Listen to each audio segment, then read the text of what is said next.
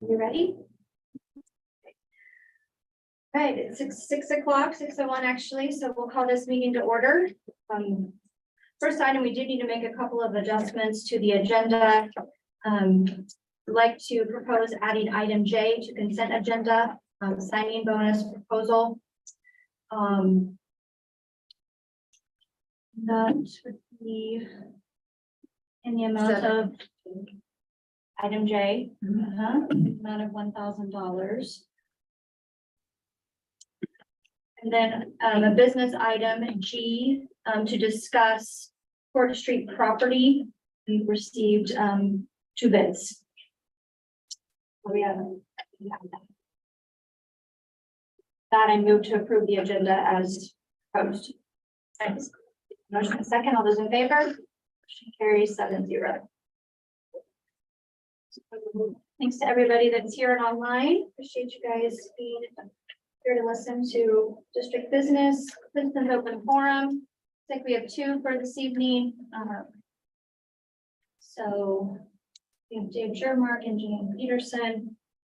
Let me read this, please, just real quickly. The board appreciates patrons taking time to talk to us about policies and procedures. We set aside this time every meeting to hear from the public. Your comments should be directed towards board policies or the procedures our administrators established to carry out these policies. This is not an appropriate time or place for patrons to make comments of a personal nature about any district employee or student. Persons making comments which violate the privacy rights of district employees and students will be asked to stop speaking or cease their remarks. If a patron or parent has a concern with one or more employees, the board will refer that person to the appropriate administrator and the board will follow up at a future meeting. Persons speaking will be allowed 3 minutes each to express their opinions. In cases where a large number of patrons have similar opinions, a single speaker should be chosen to represent the larger group. Thank you for taking your time to discuss district business with the board. And we'll start with Dave, and the topic is Child Care Center. You want to come on up, Dave?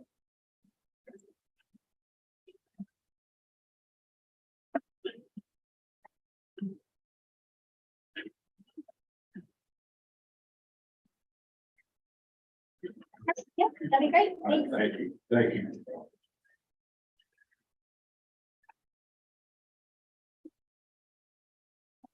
School board needs to provide 5-year financial projection for new child care facilities. While I'm a very strong supporter of education, I feel that there's reasonable question from our district administration how it can efficiently provide such expanded services such as a new child care facility while fulfilling its perceivingly fundamental responsibility as an academic institution. With all the changes over the last several years and more enacted this legislative session by the lawmakers, it is becoming increasingly difficult to differentiate where school district responsibilities end and where family and communities responsibilities begin. As many of us know, in the funding philosophy of free money, grants, private donations, tax credits, etc., all are not an infinite source of sustainable operating income.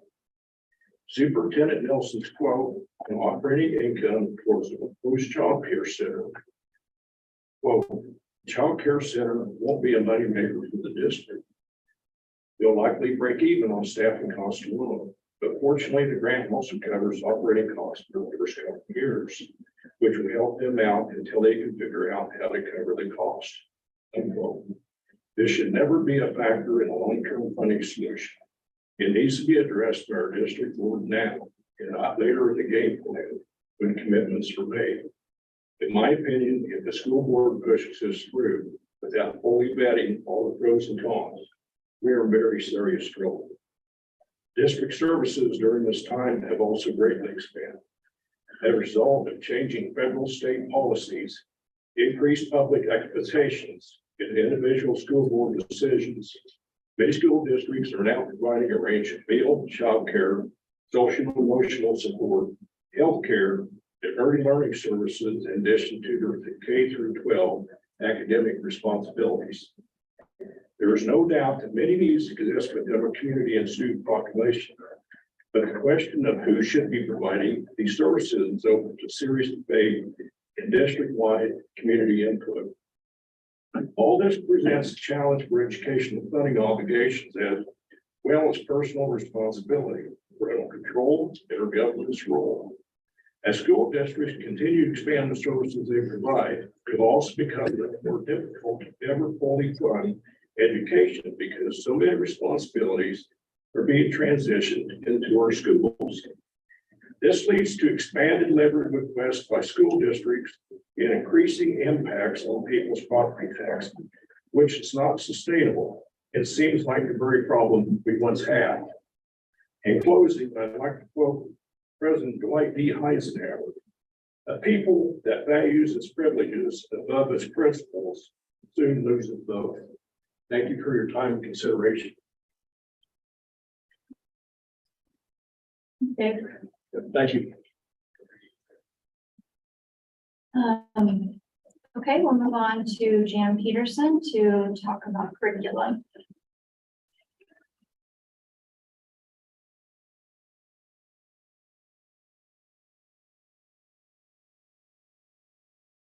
I didn't attend last month, but understand you voted to pass a new curriculum.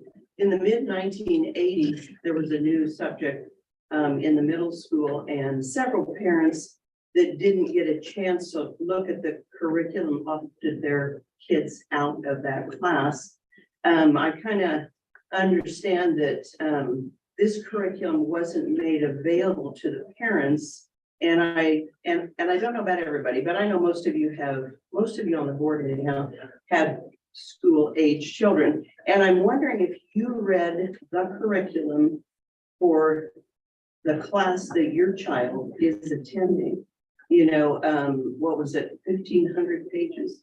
And also another question I have is, how many of you read through the curriculum before you voted yes? Did anyone? Did anyone?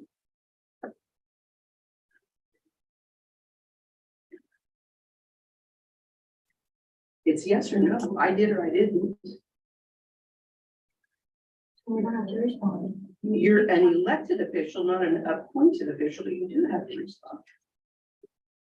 Not in this time of this meeting. You have a chance to speak to this board and express your opinions or whatever you want about whatever you want to talk about. But for us to respond, we can take what you say into consideration and respond in a future time. So we do not have to respond. Was it about before the vote, whether or not you had a chance to read the entire curriculum?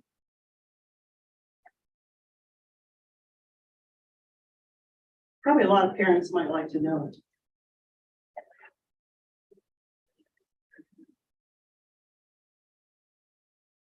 Let's move on to receive communications.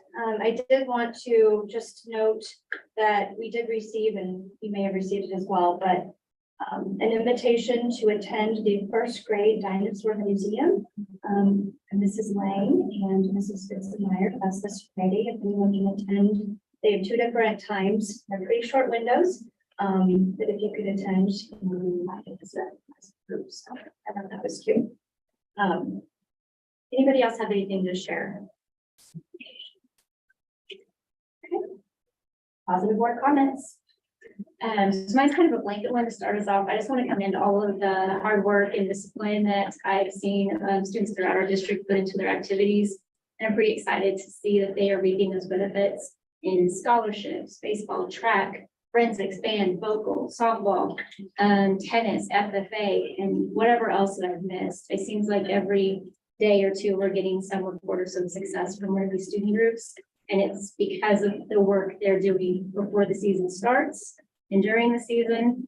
And as someone who's got a fourth grader who's looking up to those guys and goes home from the game and goes and starts practicing or goes home from the concert and tries to play a trumpet, we appreciate that they are inspiring these younger kids to put the work in to see that success. Anybody else have anything to add? Just along those same lines as the end of the school year programs, spring concerts with vocal and instrumental and baccalaureate services. Amazing, awesome to see our students getting ready to move on and become adults. It's a busy time of year for schools and students, and that means teachers and coaches. And so just thank you to all of them for a great school year. Special thanks to the high school here in the Play Center for that entertainment. Last weekend, it was a great program and super fun. And then this week we have scholarship night here for the seniors and then graduation on Saturday for our high school. So yeah. Yeah.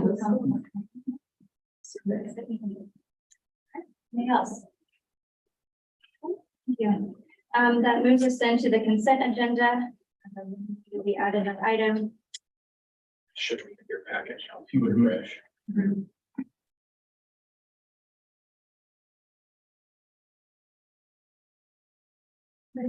Questions? Was excited to see the 4 new class offerings. I mean, I think three were middle school and if I'm not mistaken. So it was fun. Electives. And the one, the career life planning one, it's another way of tax. But with or without the food and some of that, and I think it just as we transition, teachers, it all depends on where we're comfortable, whether we're ready to be in the kitchen or not. I mean, those things we're still working on, so. But they both count as introductory level classes for like 4 or 5 pathways at the high school. We just want to make sure we're covered with this. On the bill list, we approved the curriculum for 308,000, spent 332,000.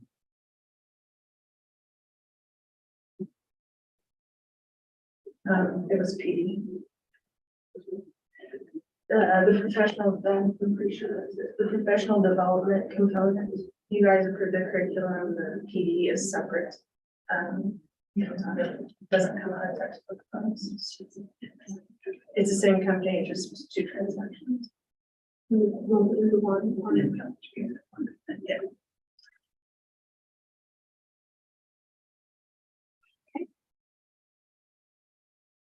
Questions?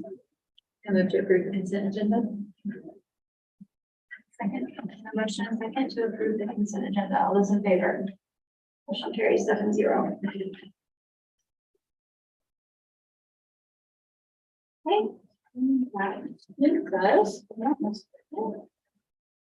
Presentations.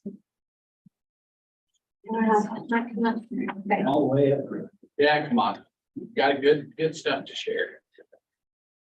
So I asked Mike if he'd join us. He's been kind of the driver of some creative and outside the box ideas and ways that and this is a draft, kind of a brainstorming document.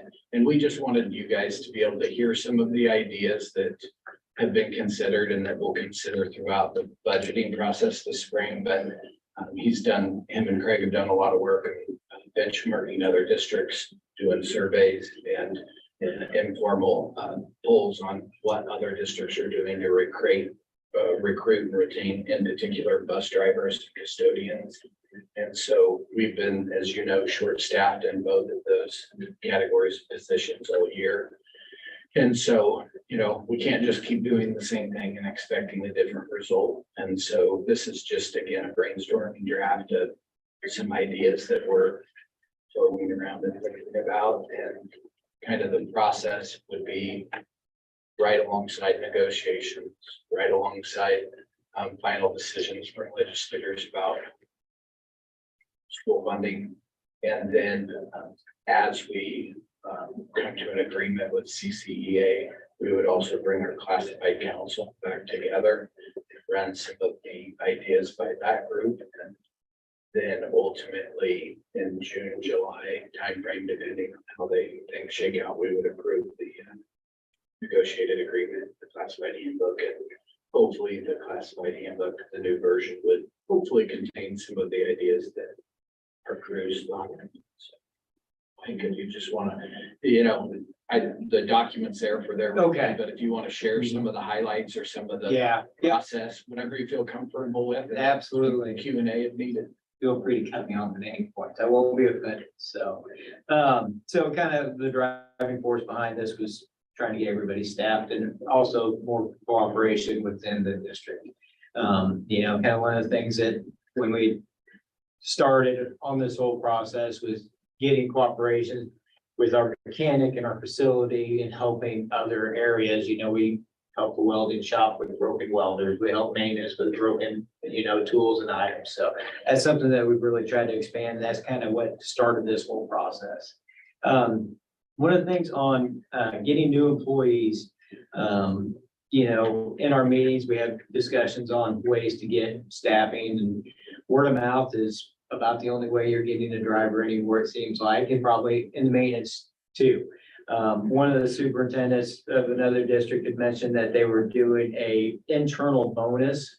So like an employee referral. So if you're an employee of the district and you refer a friend, basically, they've been offering a bonus for that. And they said they've had great success. Not everybody takes advantage of it. He said it's kind of funny. You'll have one or two guys that'll bring in 4 or 5 people. They'll apply right away. Everybody else is like, whatever. But then you got the guys that know everybody, money talks. So, and on that one, I give you the details, they range anywhere from $500 to $1,000, depending on the size of the need and the size of the city and their budget. Most of them split it up, so it's not a one-time deal. You get a portion of it when they're hired, and then at 45 days or 90 days, you get the remaining as long as they were, a good employee. So thought that was kind of an interesting way to do it. I mean, we ran ads on the radio, just no response. It's luck of the draw. You get somebody that moves here and wants a job. So I think this would be something, and cost wise, I mean, minimal cost on this. You're talking, 10 employees a year maximum, and if every one of them was that, but yeah, minimal investment on that, probably less than a few radio ads, to be honest with you. So a couple of the things, trying to recruit, and I'm gonna skip around a little bit because some of these are fairly redundant. And we've started trying to offer this to like paras and anybody that would be interested to do a ride along for, a day of a bus driver, to get them in the bus and kind of see what it's like. There's a big misconception on what it is like to drive a bus. I think we all look back to the days when we were kids and, all over the place. And nowadays it's more of this than anything else. So they're a little bit quieter than they used to be, but, and part of that you'll see later in this packet is we have the monitors that you guys approved, and thank you for the pre-K. I was actually talking to our driver today, and it's great, night and day for him. I'd like to expand that to the high school and see if we couldn't get a high school student during the midday that would be willing to ride as a monitor on our midday pre-K route. It'd be a situation where we could pick them up at the school, pick up the students, do our deliveries, and then take them back hour and 15 minutes. So it kind of fits in their schedule. It'd be a paid position. So if you had a student that was in need and wanted to, have some interaction with younger kids, I think it'd be a great opportunity. So it's one of the things that floated out earlier this year with Bud. He was excited about it. We just haven't got it implemented in this. I know that we have over 30 students next year that want to do internship opportunities. So there is a large amount of kiddos that would probably fit that profile and take advantage. So absolutely, early education absolutely. And along those lines, I'd like to offer expand in our summertime if we had students that were interested in diesel mechanic or paint and body or along those lines, hiring them in the summertime and have them do, bumper paints and sit with the mechanic and learn to do an oil change. Or if we have somebody that was interested in getting a CDL, we have everything down there to get a person trained and ready to test for a CDL. So I think we should offer that, or have the high school offer that in the system and getting it done. I don't know if we coordinate that with driver's ed or who we coordinate with that with. I have no problem getting some time to sit down and do a little bit of training. So that was one of those, and some other schools have done that. Actually, one other that I know of, and they said that it's been pretty successful. It's hard to retain after they get their CDL, but at least you have some potential there, and it's a life skill. Well, Those kids are it's gaining. a joint for us, because then we get to count that as a certification for their high school grad We have requirement. a So group that goes, they're going through it every year. I can't remember how many we have this Yeah. year. I know that wouldn't really retain your bus driver, but we get to double dip in other requirements for us. And being work ready, that's, I'd rather have a kid that's work ready and successful out of high school than have another driver. It's, Been a lot of models out there, not just CDL, but yes. a few different ones related to construction science, but it also, you're counted your college-bound students then leave you with that certification and they have a way to earn a higher wage as their college. Or that's one of the things. Okay, and another thing on recruitment, I guess, is our current pay for our coach drivers, our CDL coach drivers. If you're non-CDL, you don't get paid. It's part of your contract. If you're CDL, you do get paid. Currently, it's 30 cents a mile, and from what I understand, it's been 30 cents a mile for about 15 years. So there's some disgruntled coach drivers, which 30 cents a mile, you think, you know, that's not terrible, but if you're running a trip to Riley, you know, you just drove that CDL bus for $6, you know? It's not a huge cost. I think the going rate for that is closer to 50 cents a mile. And you're talking, again, minimal cost on that. They aren't making much. It's the long trips, they'll make money, but you know, I think you probably average $20 maybe over the season. And I think it would maybe incentivize some more coaches and ADs to go get their CDL if there was an actual, you know, decent check at the end of the day. Cause that's, you know, for $6, that's a lot of responsibility. So. Do you have any idea what that value is? Any?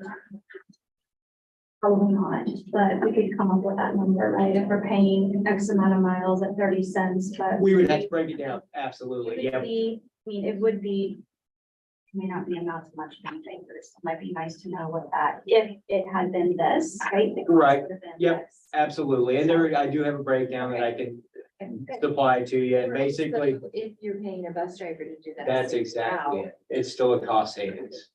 Yeah, it's still cost savings, we don't pay them during the time that Exactly. they're, You're just paying the mileage. right?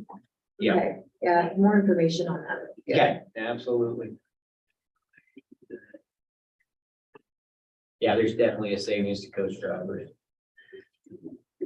Okay, the other thing that we have that I would like to see change if we fit at all is currently we've got activity pay for driving is set at $14.05. Which I'm not asking for that to increase, because in the grand scheme of things, that wage is pretty close to, you know, accurate. The issue lies is that we have very few true activity drivers. Most people that are driving activities are route drivers. Route drivers are on their own scale.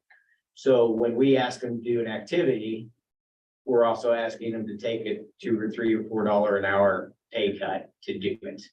Like I said, if we have a driver that is purely for activities, no issues, there's not even a whole lot of pushback on that. The issue lies when you're asking somebody to, you know, work a few extra hours. Aren't activity drivers get paid the whole time they're gone? They do, they get paid. So when they the route leave, driver gets paid for when they're running their route. and pre-trip and, yeah. Okay, so absolutely. then if an activity driver gonna take some kids somewhere and they're gone for 8 hours, they're getting 8 hours, bus, you know, a route driver getting 2 hours of that. Right, yeah, So yeah, but I mean, just because they aren't driving, you're committed. It's not like you can do I anything. understand that, but they're getting paid to sit there and watch too. Right, yeah, So, yeah, I mean, as far as that goes, yeah, I mean, if you take a kid to a football game or a basketball game, you're getting paid to sit there and watch. yes, but for me, I hate sports. Well, So I'm sitting there biting my fingernails for 6 hours. going, Oh, I "Why am understand doing this that, for but- less." but for the $3 or $4 less, they're making more money driving an activity than they are. Yes, driving a yeah. route. That is true. Yep, absolutely. But it's the same responsibilities, you know, in the grand scheme of things. You're still responsible for that vehicle. You're still responsible for students while they're on there. So there is downtime. You're absolutely correct, but. Again, it's more, I understand the savings aspect, but it's also, you know, trying to be fair and recruit, so. Let's see, so on the, That's like, in your opinion, unless you have a number, how many activities do you, like, are you searching for drivers last minute, you know? yes, is your- constantly, yeah, yeah, Constantly, probably a lot of your time or your team's time is spent trying to trying to Build. find. yeah, fill routes and whatnot. Right. So we basically really have, I would say, 2 true activity drivers. They're drivers that have left, and I was able to get back. Pretty much every activity driver was gone when I took this position. So I guess it's not a matter of searching, it's a matter of coordinating. You know, if you've got a route driver that's gonna do an activity, then you have to find a substitute for that, right? I mean, there's a lot of coordination that's done trying to do that. So we've actually been able to not reject a single activity this year. I can think of, I really don't think we have. So we've been able to fill, and it's been some juggling and yeah, but there's been days where the office has been empty, but we've been able to do it, so. Next section kind of goes back to having the internships. I'd really like to pursue that a little bit and get some students an opportunity to get in there. On the janitorial side, we're not that far off. 14 districts, local districts, which we kind of took a poll of. The average starting wage was $12.53. We're at $11.20. We're in the bottom third of all the school districts polled. To be average, like I said, would be in the $12.53 mark. So we're not way off on that, but we're a little bit off. Another thing that we can maybe help with the janitorial positions is to kind of combine them with some of the open positions that we have, such as food service. There's 2 part-time janitorial positions. If they were willing to combine it with food service, it would become basically a full-time position and alleviate some of our driver needs. Give me a break at 9:45. So that was one of the things that Craig and I talked about. I don't foresee an issue with doing we'd have to lay out who the supervisor is and all that, who they report to, but I think it would give us the opportunity to expand that and maybe help both of us by doing that. Let's see here. Again, with the shared employees, kind of the way it's working right now is that if I have a janitor come over and drive for me, he's a substitute or activity driver, and he's at that $14.05 an hour. That may be a pay cut, it may be a pay increase. I think we should make it consistent across the board that a person would be taking a pay cut by helping another entity within the district. So that's something that we've kind of been struggling with, getting people to help with food service because they're again on the lower scale, and who's going to want to help somebody out and take a $2 an hour pay cut to do it. So I think once an employee has a base pay, that pay should remain the same, even if they're assisting other departments. They shouldn't be punished for helping out. You're not suggesting that everything be the same. You're suggesting No. that that person has the same applied to every position. that they Exactly. apply. Exactly. Okay, just Yep. Make sure that. Yep. Yeah. There is a hierarchy, right, in terms of like pay. Absolutely, absolutely. Yep. No, it's just, like I said, just basically goes back to not getting a pay cut for Right. doing another job. Let's see here.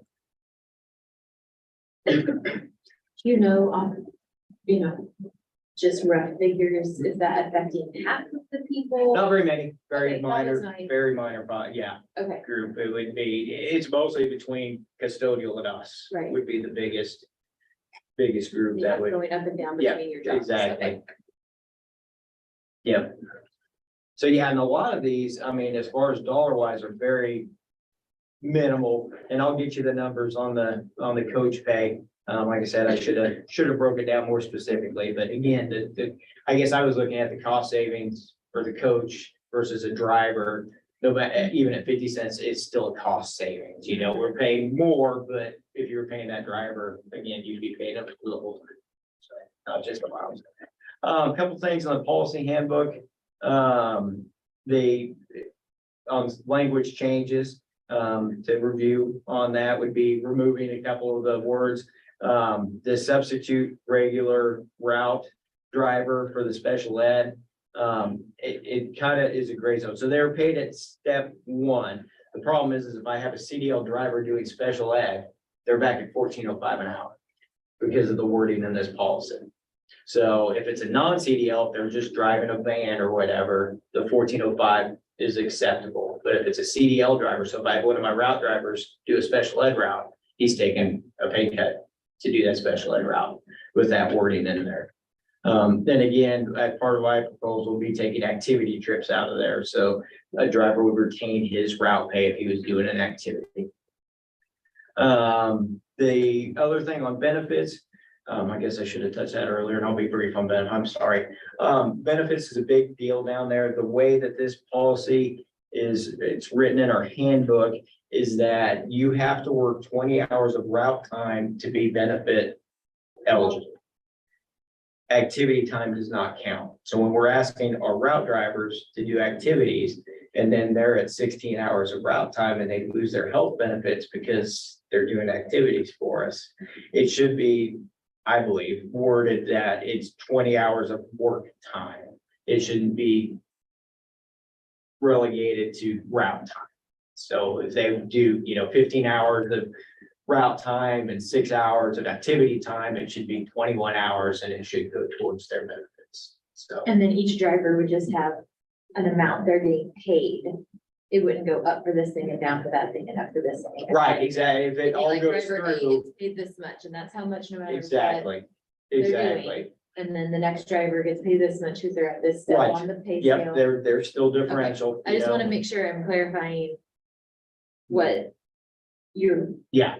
Yeah, it would clean it up greatly. So if John Doe makes $15 an hour as a route driver, he will now make $15 an hour as a route driver, as an activity driver. If he goes to be a janitor as a janitor, the $15 is there, and then any hours he works would go towards the benefits. And again, this is a very small group. I mean, we're talking 4 or 5 people that it impacts, but it's a big impact. So a lot of those drivers, when they see, because they watch those hours, because it's it cuts their check if they don't. There. Yeah, Okay. yep, absolutely. And they're, I just wanted to clarify, Yeah. make sure I understood Yep. exactly what you were asking. absolutely. Like I said, it's more of cleaning stuff up and trying to make it level for everybody.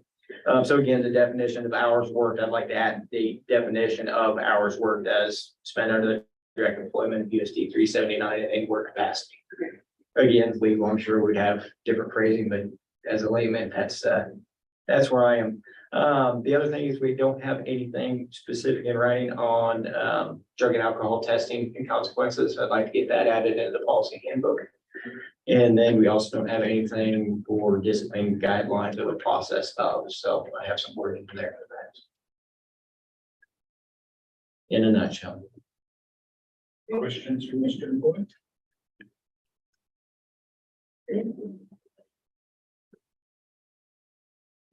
Yeah, absolutely.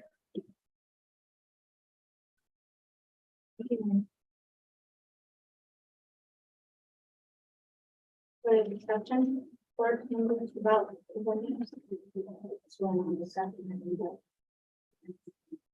I don't see it.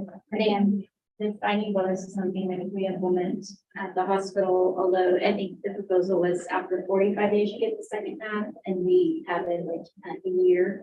But maybe saying, all right, if your employee stays for the whole semester, then you get that second half that bonus. It helps prevent it from being just a revolving door, And do we reimburse the cost of CDLs? Because when I think about our CNAs and trying to get them hired, that's one of the incentives is, done. We do that. I think we pay for physics too.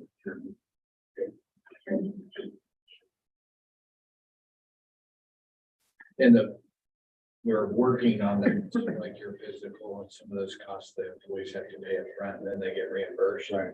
So we're looking at maybe some options to Build navigate, directly from the hospital type of thing. because that's a challenge. Yeah. So- It is absolutely a Yeah. challenge. Good. All right, thanks again. Then that moves us to the report section. Any board member have something to report on this month? As I was digging through the scope and sequence, that's, Jacqueline said that's what we teach. I That found, was what was purchased. right, but we'll only teach what's in the scope and sequence, and not what's not on the website. And ninth to They said 12th There grade, was. You were referencing an article, and there were folks in the article that were not on the scope and sequence. right, Some of them were. right. Then grade 10, unit 5, for the forces of change. I found there's a book that we're gonna cover called A Monument to Revolutionary Trans Activists. So I just wanted to make it clear that we are going to teach that.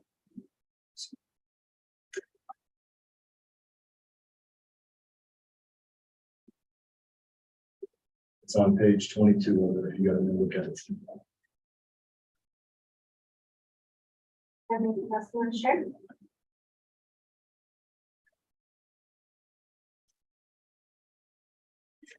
Just gonna share an update, but I think you're gonna cover it in your legislative update, so I'm gonna do that twice. So we'll move on to the report. Yeah, so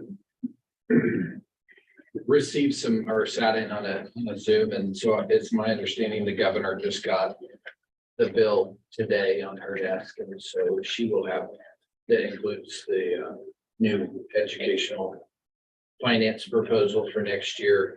And so there's been some confusion with the change in the base on what the actual base aid per pupil is gonna be. So it's gonna be, we originally started the year with KSD saying the 5% canon case would be, I think, 5103. And then they made that change to the base. And so that adjusted it down. And so I heard one number today of 5,008 and one of 5,080. So they're within $70 of where they are. And so as soon as the governor finalizes her decision, then we'll know exactly where that number sits. But as you know, we're in, estimated and budgeting time right now. And so as they come out, as the state comes out and fine tunes that number, we'll know more. So the big highlights is, as I understand them, that impact us for next year, if it becomes law, would be that they did extend the high density at risk through 2027. And as you might remember, we received high density at risk funding this year.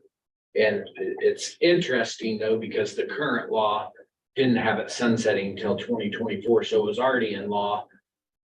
So as was the Gannon decision was already in law. So it was somewhat interesting that we negotiated some of these things in, knowing that the law that was passed last year already guaranteed funding for 2024, as the Gannon already guaranteed high density at risk. I just found that to be a little interesting. Extended the 20 mil statewide levy, which is foundational aid. The school and safety grant is a part of the school finance. I can't remember the number, but as you recall, we utilized this matching grant this year to help contribute towards the door project. I think we put in for half of the amount, because that's what you could, I think we got 20 some odd thousand out of the grant, and then we were already making the purchase, so it counted as our match. We will apply for it again next year for the same project and see if we can also secure a match again on a project that we're already completing. So no vouchers or ESAs were in the finance bill, but they did increase the tuition tax credit program. I think it was at 70%. They moved it to 75%. A really interesting one is enrollment. So the early proposal was, right now we get funded on year prior or preceding year enrollment, whichever is higher. And so the proposal when it was in committee was, well, let's go ahead and add current year as a possibility. So The other two still theirs. Mhm. Okay. And then when they went behind closed doors last minute, it changed to, and it didn't get to go through a hearing or anything, but they did change it last minute and took out preceding year. So if it becomes law, it would be current year, or prior year only. And that can have a substantial impact, because if you have a dip in a year, it takes away that option to use the preceding year. So fortunately, as it stands right now, we've been very consistently with small increases in enrollment in the last few years. And so it should not impact us that much. But if we were ever to have, for example, maybe a big graduating class and a lower kindergarten incoming for 1 year, an anomaly class, it could really hurt you because you couldn't use that preceding year for 2 years. You would have to take that low number if you didn't come in equal or greater than next year. So That'll be one to watch. Do the preschool FTEs count on that as well? Correct, yeah, so we get funding, which would be a part of the new child care facility. We get half base aid per pupil for 3 and 4 year olds that qualify, either with an IEP or at risk. And currently we serve, I think around 80% of our students qualify at one of those minimum factors. And about 75% are also free and reduced, or free, I'm sorry, and so we get a 0.485 weighting. So we get full base aid per pupil for those students. And so, and we are running all of our preschool programs right now, bring in more revenue than we spend on expenditures. And so, just another tidbit. Fed funding was a little bit of a letdown, you know, especially when the governor put, 72 or 75 million in her budget. And then the same committee threw in the 75 million, included it, and I think it was Senate Bill 83, when they were asking for vouchers or ESAs that would add $150 million to the educational finance. But so they had the money at when some folks were getting what they wanted, but when they didn't get what they wanted, they didn't have the money. And I just found that frustrating. But so they put a 1% increase in for next year, but it's really not an increase because the last 3 years, the state has utilized COVID money to make up for the deficit of not fully funding SPED, and that goes away next year. So we'll actually net about a 5 to 6% decrease in special ed next year, even though it was stated in the bill that they do a 1% increase. It won't be, it will be a 5 or 6% cut to us. And so it's a significant dollar amount. Most school boards, you guys can pay each other now if you choose to, if that becomes law. So Jeff, you can do it retroactive. Include back pay for Jeff. I will take this pen to her so she can sign it and tell me.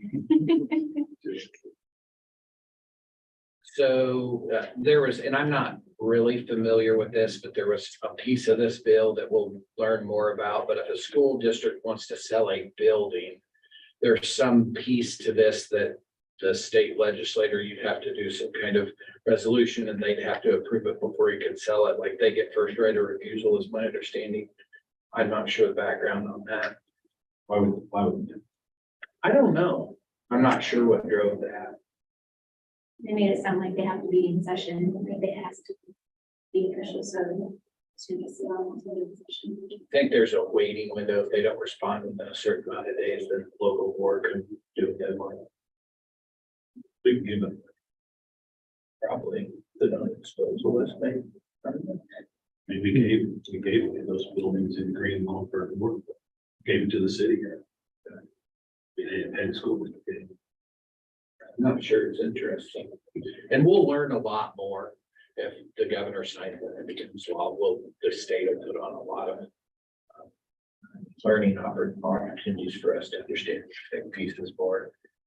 One that is, again, interesting is if it would become law, that non-public students can participate in athletics and activities. There is some language that you could require them to take a class that's tied to a class. That makes sense. So an Like if it's example would band. be band. So if they wanted to do band, you could say, well, okay, so you have to take the class. There doesn't appear to be a lot of stipulations to non-class type activities, your sports type stuff.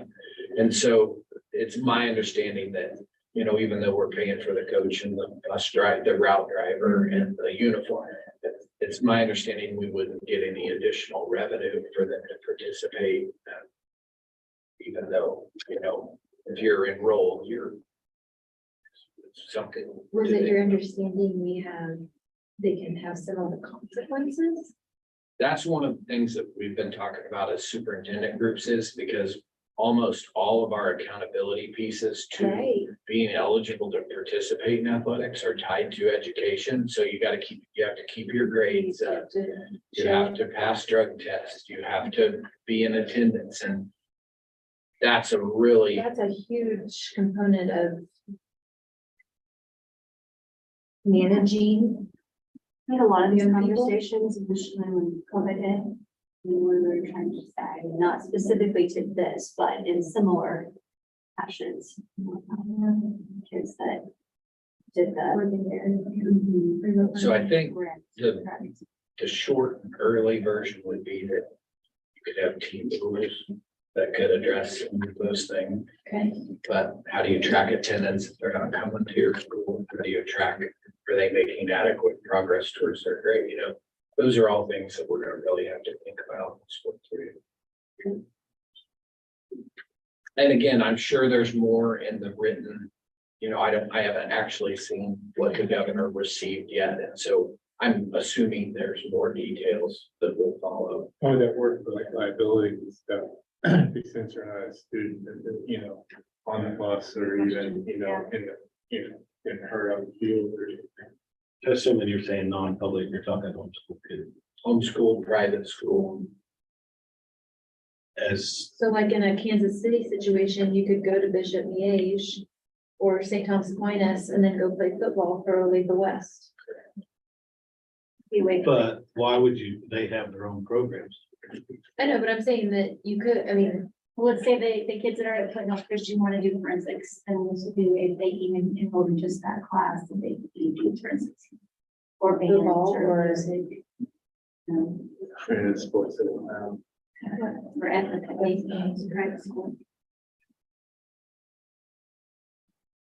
But those schools would have, I mean, they would have to have their, like Flint Hills Christian, for example, I'm sure they have eligibility standards that. I mean, they have a basketball team, they have a football team, they have a track squad, and they have, you know what I'm saying, they gotta have, you would think some kind of eligibility. Maybe they don't.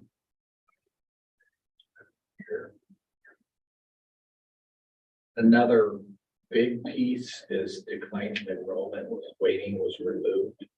And that's gonna significantly, maybe not for us, but for many, many of our rural school districts, they are truly worried because even with the 5% Gannett increase, they're still gonna be losing potentially can you remind me $6,000. what that weighting was it a, I'm not sure was what it a the, sliding scale? it's a formula. Yeah. If you lose, if you're declining If you're enrollments declining by by a X certain amount, amount, it and- figures in a weighting. I haven't looked specifically at that formula in a while, I can't remember what it was. That's a declining enrollment waiting, not the low.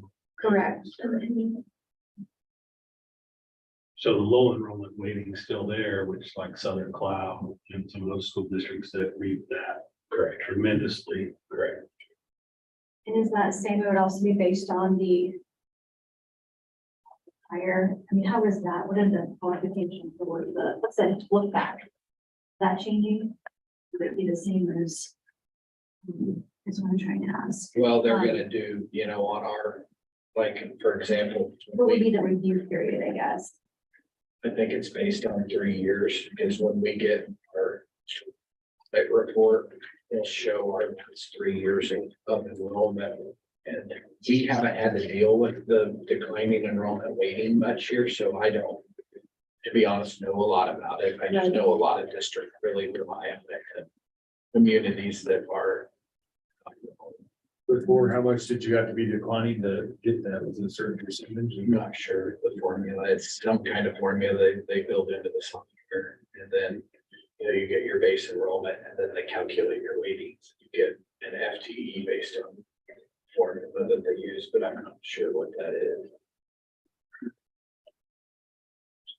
But I know I was on a Zoom on Friday afternoon, and you know, our group is basically that I participate in, it's kind of here in West, and it was.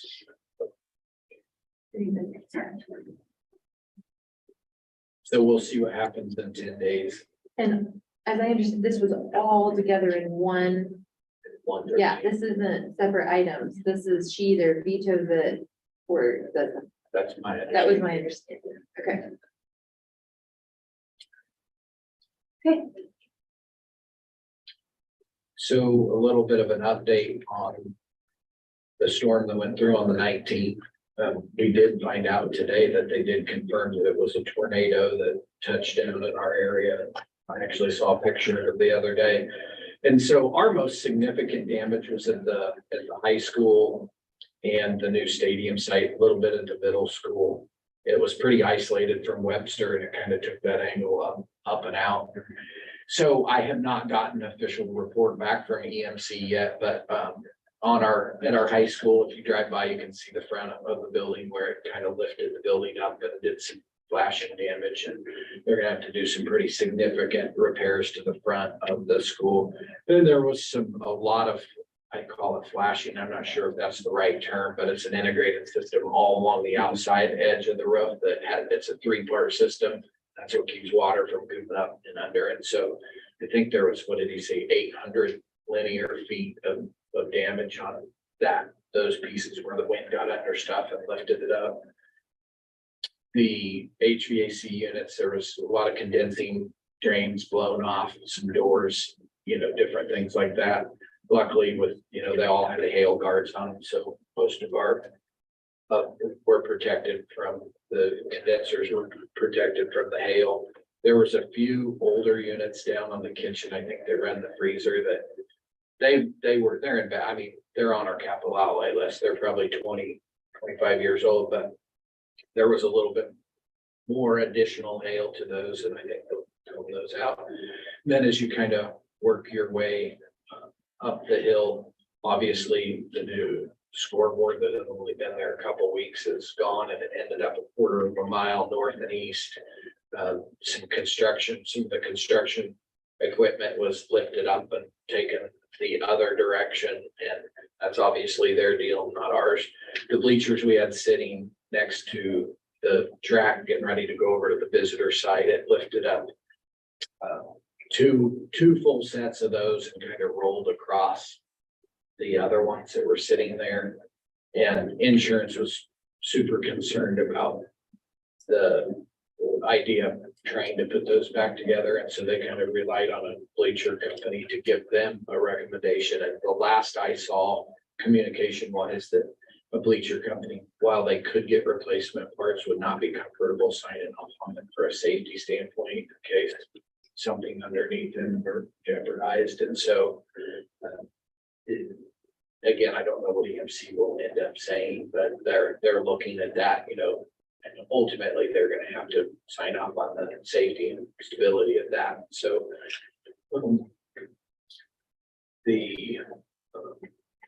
some fencing got pretty destroyed from bleachers and mats and stuff rolling through it. And over some of our track equipment that was out there ended up a quarter of a mile away and went through fences and got ripped and torn. So we're turning some of those things in. All in all, I think it could have been worse if the main funnel would have hit the high school. It could have been a lot worse. So I think we fared fairly well. And trying to think if there's any other big pieces, if we're missing any big pieces. About the auditorium roof, we know every image on there. It lifted up a little bit of the roof, but not enough to. So we're still getting to pay for it. We're still. Yeah. So anyhow, I will continue to keep you updated. Again, I was hoping to see the adjuster submitted his final report, I think on Thursday or Friday to EMC, and we're waiting to hear back on what they say. Or at least the first version is. And there'll be many versions along the way as there typically is. So lead time on bleachers is a thing to think about if they do full replacement cost. One vendor was 6 to 9 months lead time. There's another vendor that's 12 to 14 weeks. So time is of the essence if they replace them, then lead time is a factor to consider. Scoreboard is July timeframe. So, and as soon as our rippers get the go ahead, they're ready. They'll have a crew here. They have all the materials purchased, but they're waiting for EMC to officially sign off to get those things going. So it's been a little bit slower process. I'm guessing they're busy, I'm not sure, but What's our first home football game? September 1st.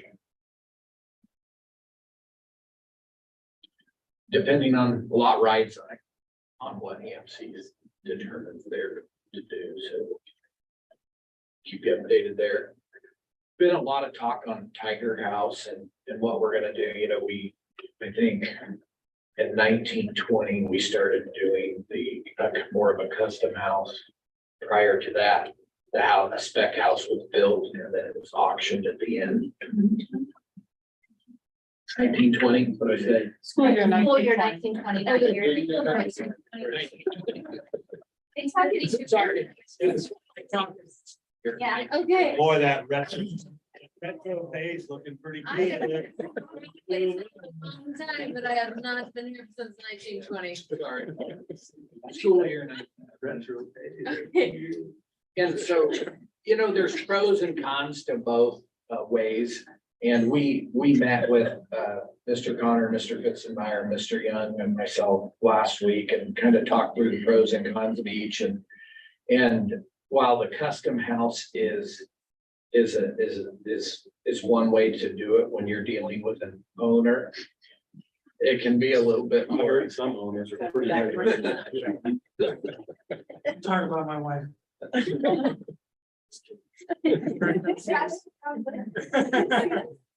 Someone great to hear that. And so the point of the Tiger House is, you know, not to make money but it's to give the experience to the kids to learn how to build a house in the trades. And so our team would really like to do more of a spec home, come up with a design, build the home, but keep most of the furnishings out of it and let the new owner choose those and do those on their own once we move them off site.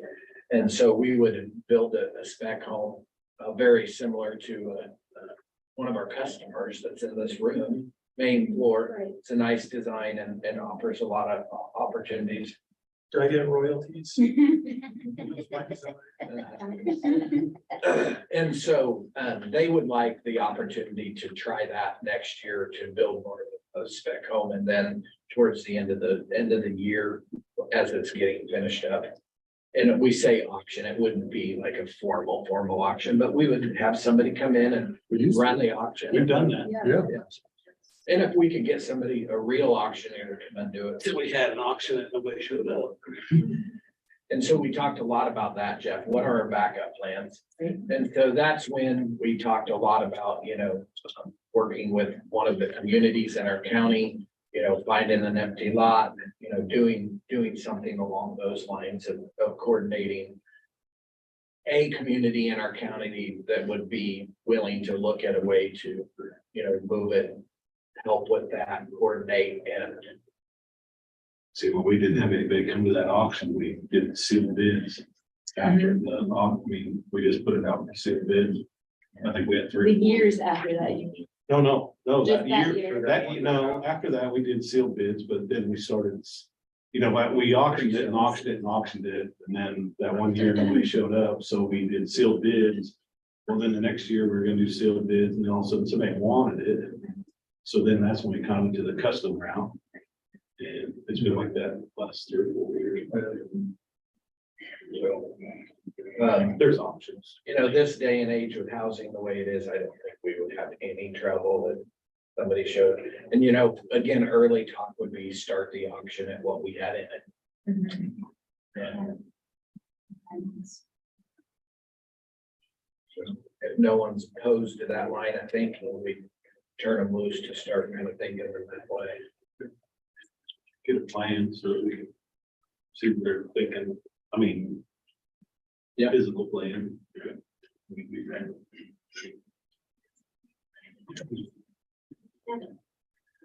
Any questions over anything there? Anita is visiting another board tonight. Yep. So, Do you have any questions about Anita's report?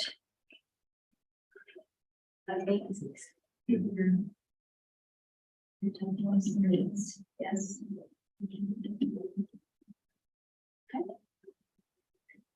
So if there are questions on that report, we'll move on to general funds breakdown and instruction report. Okay, I don't have much on my report part because I'm actually dive into More on the strategic plan pieces side, driver's ed, the written part has finished up, so they are driving, which they started doing that earlier, so. Just kind of a report there that we should be done with all of our drivers by the end of June. So that's what is our goal. Should make it without any trouble.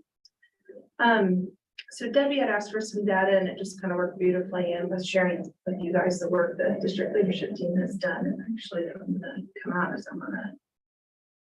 No, I'll go back in there. They'll come. I wanted to start by displaying, the strategic plan that you all worked on and use the community and staff feedback to build. And so when you look at those 4 goal areas, I hope you've noticed in our board reports have been trying to use the new goals. And so the top one, the responsive culture of learning, that's really where our KISA plan lives, that our district improvement process or improvement cycle. So just a little kind of zoning in on there, we needed to find 2 goal areas to work on.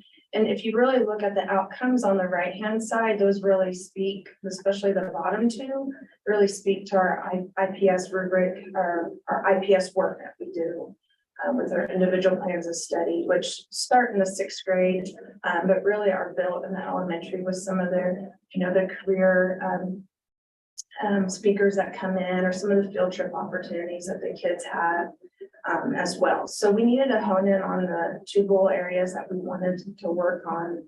And we took a similar approach to what you guys did and worked on vision and goal setting with our district leadership team. And then they went back and did this with their buildings.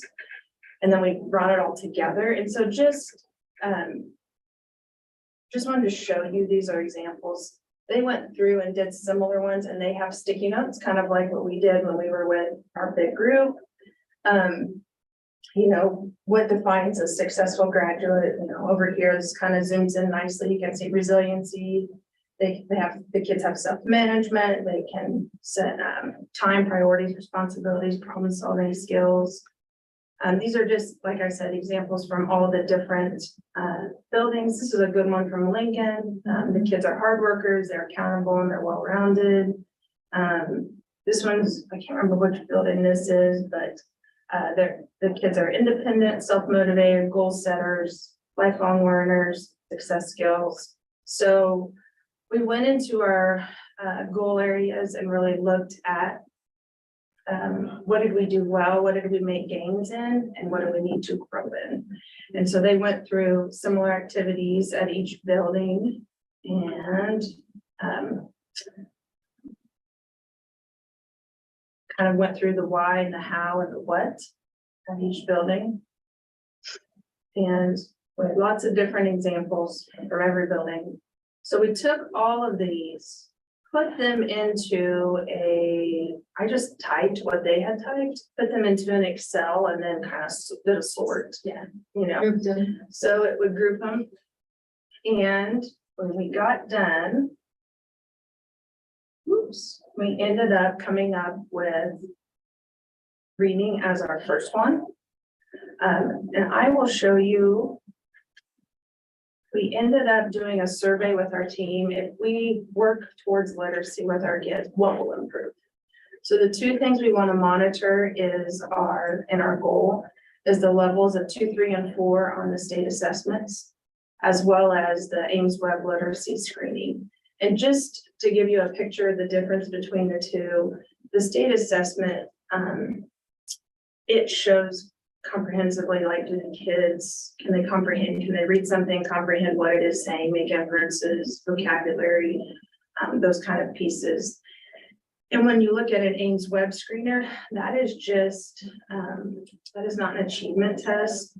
That is just touching base at certain grade levels on a skill to see if they have the predictability to be able to read and apply. And so those were 2 areas that we wanted to focus in on as far as our data goes. And I kind of often talk to our administrative team about, the Ames Web shows the skills, but the state assessment shows the application of it. And so just gonna show you, this is the format that we will use, but so will our buildings. So we've set lag measures, but our buildings will individually go in and set the lead measures. And so, for example, at the lower elementary level, they might hone in on PSF, the phonemic segments. They might look at nonsense words for first grade. They might look at oral reading fluency for third grade, where at the middle school level on Ames Web, they might look at the May score, which is a comprehension strategy. It takes every seventh word, it takes it out. The kid has to fill in what to go there, and they have 3 choices. So it's gonna look a little different in each building. And once those buildings have set their lead measures on what they're gonna use to help support the lag, we will present that and share that with you guys as well. With each lead measure has some sort of strategy that they're gonna use. Are you going to use vocabulary across your building? Is there another strategy that you're going to use, maybe reading fluency? Reading for so many minutes with a partner or something today, you know, those are different things that they will work through. But I wanted to go ahead and show you some of our baseline data, and also some of it, state assessment data I have pre-COVID, the Ames web data. We used to only really do that in K-5, and the state has, since 2021, I believe, I'll show you on our thing, we do that for all kids, K-12. And so I have that data kind of grouped as well. So our first one, this is our Ames web. So this is that literacy screening mark. And this comes from our data dashboard. And so we grouped it into grade bands, K2, 3, 5, 6, 8, and 9, 12. And so you can see that in our K2 from 2021, 73% of the kids met the benchmark, and then the next year 75%. Elementary 79, 84, middle school 82 to 83, high school 90 to 94. So when I show you the state assessment data, you do see a dip coming back in 2021, and you also see a rise coming in 2022. You see that here, we just don't have anything before that because we did not screen every single year. We didn't screen that at the middle school and high school level, every kid, only maybe a kiddo who were intentionally providing an intervention for. So we will continue to show you this data. I will actually have the 22-23 data to share with you guys at the June board meeting. So I will bring this one back in June and give you guys an update. Actually on Power School, I go in at the end of the year and mark every kid in the K2, actually, whether they were at, above, or below, just because we do have to report that data. So that's a glimpse of that literacy. Any questions here on the Ames web screener? Okay. And then this is the state assessment data, and it is separating out category 1 and then categories 2, 3, and 4, which are considered grade level and above. So something this is where we take skills and get into the application piece. So I want to start with the third graders from 2018. They had 78% in categories 2, 3, and 4, and 21% in category 1. So if you follow them up, here they are in 4th grade. So made an improvement at 86%. You know, that is our goal with kids. You know, if you were at this level, let's try to move you up to the next, or just improve your achievement, improve your understanding and your ability to apply. So those 4th graders would not have taken a test as 5th graders in 2020. So they jump up here to the 6th grade and we see a dip.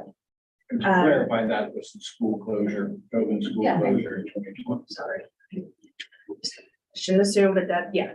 And I do want to tell you that we are trending with state average. We don't want to be state average. We want to be better. There across the state is a dip at middle school, but it was even more significant with COVID across the board. And then you take those same 6th graders right there and you move up And there they were last year as seventh graders, so they were getting their number back up. I wanted to show this too over here. Let's look over here at third, fourth, and fifth. We have 71, 83, 71% that are in that grade level or above. That those same kids in Ames Web had 84% that met the Ames Web screener. So close. There's just a few kids there that's like they have the skill, but they weren't able to quite apply. All right. If you look at our middle school, we're in the 60s here, but yet 83% of them have the skill side. So So that gap does is the wide. does the state assessment test change its strategy in 6, 7, 8? And that's why in general, the whole state goes down in their test scores? Because it's not just us. I don't the know. entire state It goes is the down. entire state. I've asked multiple other, curriculum How can my leaders fifth that, grader do fine and then? a lot of times they'd say, well, you're transitioning schools, like, and that's, I don't know that I would believe that. I know we've looked into our kids and our kids in category 1. And I think you'll see something on the upcoming slides. Right. I'm just Attendance curious is a about state. huge factor, attendance. Yeah, they is start to one. dip in middle school. That's true. They're gone more often, right? They are Not gone your more sixth often. graders, but your seventh graders. They start to play sports or. No, I'm thinking more of our chronic absent students that Possibly, are. but the people that. Some are of my kids are there, they're just, like, they're not chronically absent attendance. for attendance purposes, but maybe they are in other activities. Or, I taught middle school and I loved every single minute of it. And that is a huge transition for kids. It just is.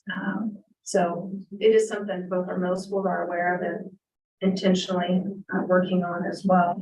And so I think you'll see that in their plans as they work towards this as well. I do want to show the, And I think as a disclaimer too, and some of you were around if you were an educator back in the AYP days. And that's when, we were as school systems, it's one test. This is one test on one time in 1 year. So we have to take that into consideration. But it is an accountability piece and we have to be accountable somewhere. So this is what we use, which is fair. But I think, 15 years ago when we were in with, No Child Left Behind in AYP, we were on the week before taking the test, we were motivating the kids. We were bribing the kids to put into their best effort and to take it seriously. And we don't do that anymore. And so I do question that, especially as you get to the middle school age a little bit. What investment do they have? They're not getting a grade for it.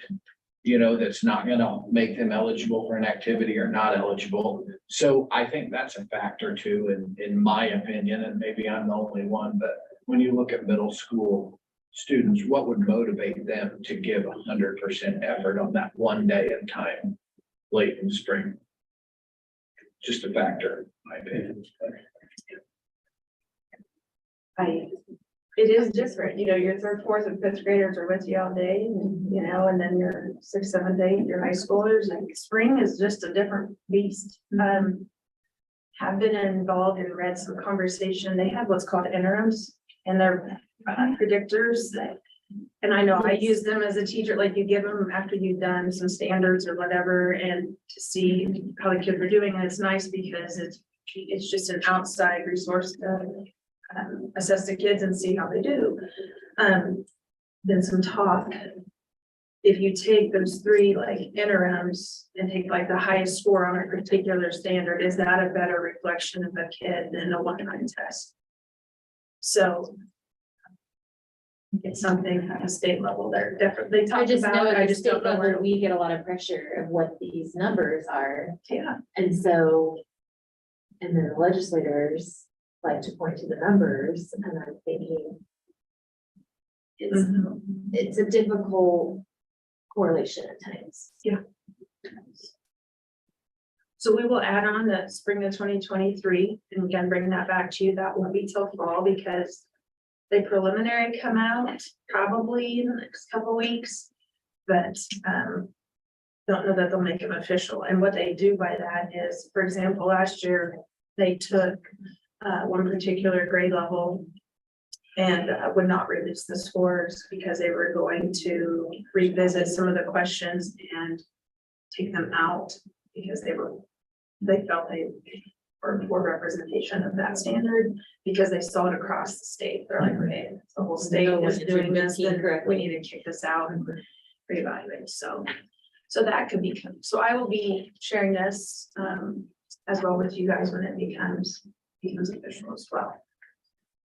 So that's in where we're going to focus in goal area 1. And if you look at the first bullet, it talks about having academic and social supports for every student, being academically and socially prepared. So that's more on the academic side. I put this in here and sorry, it's kind of small, but this was our community's vision of a successful graduate. So, we see the kids resilient, they have a growth mindset, they're well-rounded. They're confident, they can communicate, they're teachable, they're respectful, they're responsible, they're a problem solver. Very similar words to our college and career competency wheel, which is not just a high school thing, it is K-12. This is what our character standards are based off of. So Mr. Nelson and I, with our district leadership team, we said, okay, if the kids are this and this, how are we going to know? And so we dug in and we all, we did a little bit of a survey. We sent it out to our district leadership team and they got to pick. And we all feel like if our 2 measuring points for this are going to be, so we will develop socially prepared students with employability skills. And we will see a decrease in chronic absenteeism. So our district rate will be at 9% or less. And then the other data piece is our graduation rate will be at 95%. So we feel like if they have these skills, they show up because they're engaged, they want to be there, they find value in it. And if they show up, we also know chances are much higher that you're going to graduate. Okay, so to show you some data here, here is our chronic absenteeism. Goes back to 2017-2018 school year, we were at 8.25. Had made improvements the next year, 18-19, and then we had our COVID year. Came back 2021 and it's 9%. I do want to remind you that kids that were in quarantine that worked from home got counted as present that year. Okay. Or if they had, but if they did work while they were out, they got to count that as present. Those guidelines changed in 21-22. And if you weren't there, you were absent. So we had 19.5% of our students were chronically absent, meaning they missed at least 10% of the school year. Okay, over on the side here, it shows you the number of absences. In 2018-2019, of all of our kids, they missed 9,001 days. And if you jump up here to last year, it was 17,000 days. So I won't have the official chronic absenteeism number for a while, but we will have the days. This has to get turned in to the state and they calculate, they do their side. I take it straight from our building reports, so. They make you do anything on staff on something like that? I'm talking about the students, but, Be curious. I do want to tell you that when we go back to even this one, we looked at some different subgroups and staff turnover, and there's some correlation to turnover, and our results as well. It's definitely true, Jeff. Yeah. Which goes back to the retention piece and for sure. So let me, In so general, I know our number has decreased this year. yeah. Are we Oh, back? drastically. I know, but I was just wanting to. I don't want Add to add a give you positive a light here, number. Jacqueline. It, It has decreased, but I'm guessing Can I it's, share? is it go for it. under So- 10? So here's what we're noticing this year, speaking very generally. Right. Our daily attendance rate of the district is bad. Like we're at a 94, 95% attendance rate. However, when you look at the chronic absenteeism rate, it's not, it's good, it's better, but it's not great. And it's what that means is the majority of our kids are coming to school, attending school, being here regularly, but we have a group of kids that are severely chronic and we can't get to come to school. Okay. That was what I was asking. Is So, there yeah. a program to bring that up and to educate the parents on that? It does kind of feel like it's more of a parent decision. Well, you let us out for a quarter, so does my kid really need this? And I assume it is a higher percentage as the child gets older and is able to care for themselves. Not necessarily, Okay, you'd be surprised. if they all- That's fine. I was making an inference that I assumed, and so that is. I think interesting. that was true 5 years ago, Oh, that's fine. for sure. I think we're seeing some. It's, We just it's created- just in general, I think, in my opinion, I think we were 2.5, 3 years. Basically, anything got you out of school. And we weren't even sending, rarely truancy reports because it was COVID, or I had doctors know, oh, my family was out for COVID, and there was no accountability to it. And I think a portion of our families, not just here, but everywhere, got accustomed to, when Johnny said, I don't want to go to school, it was okay. And the school called, sorry, he has COVID. And we just created these bad habits from groups of folks, and it's gonna take time and education to be intentional, purposeful, and how we. And, county attorney's office is really helpful and has been helping us. Our counseling team and our administrators started identifying some trends too, and how simple it was for families to get retro doctor notes and different things like that. So we had a team meet with our local family physicians and doctors in our county. We asked, please, is there a way to have some accountability to this, not just give a family a doctor note for any reason? And so we're making some progress as a county wide on instilling some accountability pieces so that we have a few more options to be able to hold families accountable and make sure that they come to school. Unfortunately, once they hit age 16, that parent, parent can sign them out, So typically is what happens. You'll get those chronically truant patterns of behavior that were probably started young. And then if we get to that level with Joel's office in that student 16, well, the parent, a lot of times will want to dodge any accountability and just sign them up to school. And so we know we have to work with these families and get them on board before they get to middle school. And I should have said, our buildings will again put in their lead measures of how they're gonna monitor. And address. And address. And it's not just that one, it's all these pieces that. I really appreciate that you address that at the building level, because I think that dynamics of each building is so different in the district. And as you'll remember, when we went through strategic planning, so you guys have the board goals. You're gonna hold me accountable for these measures. And then our building, so we've set district goals, then our buildings are gonna set building goals on what they're gonna do to improve these goals. And you guys will hold me accountable for the same goals. I'll hold principals accountable for their building goals. Principals will hold teachers accountable for the action plans and lead measures in which they're working towards within their building. And so the idea is to develop a systematic, system-wide approach where every single person in our district is very intentionally working on 3 or 4 highly important things. The other one I mentioned on there was the graduation. Yes, we're above the state. We don't want to be above the state. We want to be better than that. So we have a goal set at 95%. you know,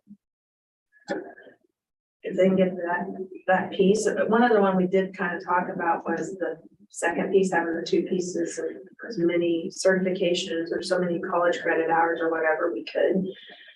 We did end up on this one with graduation rate, but I think that second piece, the credentialing or, you know, 6 to 12 or more college hours, whatever we can get, that all plays into our IPS work. So it'll kind of be embedded in there. And that's where I wanted to show you guys this, because at least I just finished this, line 22, the school year for 22-23. We have the IPS rubric implementation, and it just shows our implementation of the individual plans of study.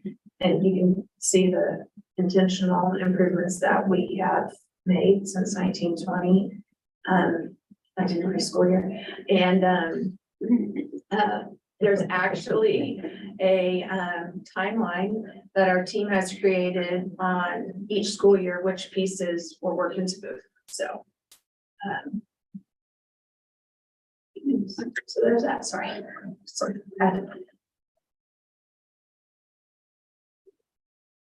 So we will, some of these you'll see next month, some of them you'll see next fall, but we'll, I'll try to add like in my report, piece of data.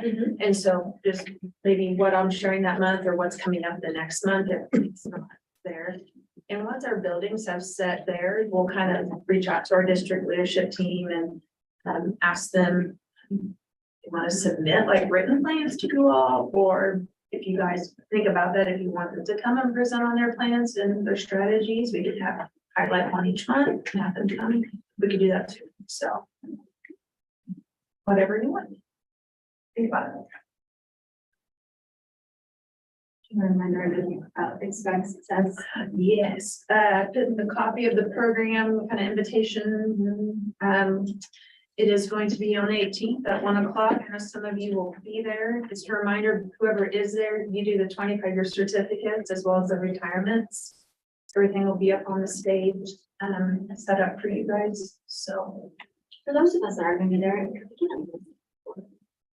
Yes, for the morning of the day before. I can do it. Thank you. Okay. Great. Okay, are we ready to move on then to the business and discussion items? I gotta keep on going. You're up again. So item A is graduation requirements. All right. So on the graduation requirements, let me pull it up. Have two options that our team is still considering. Why is this doing this?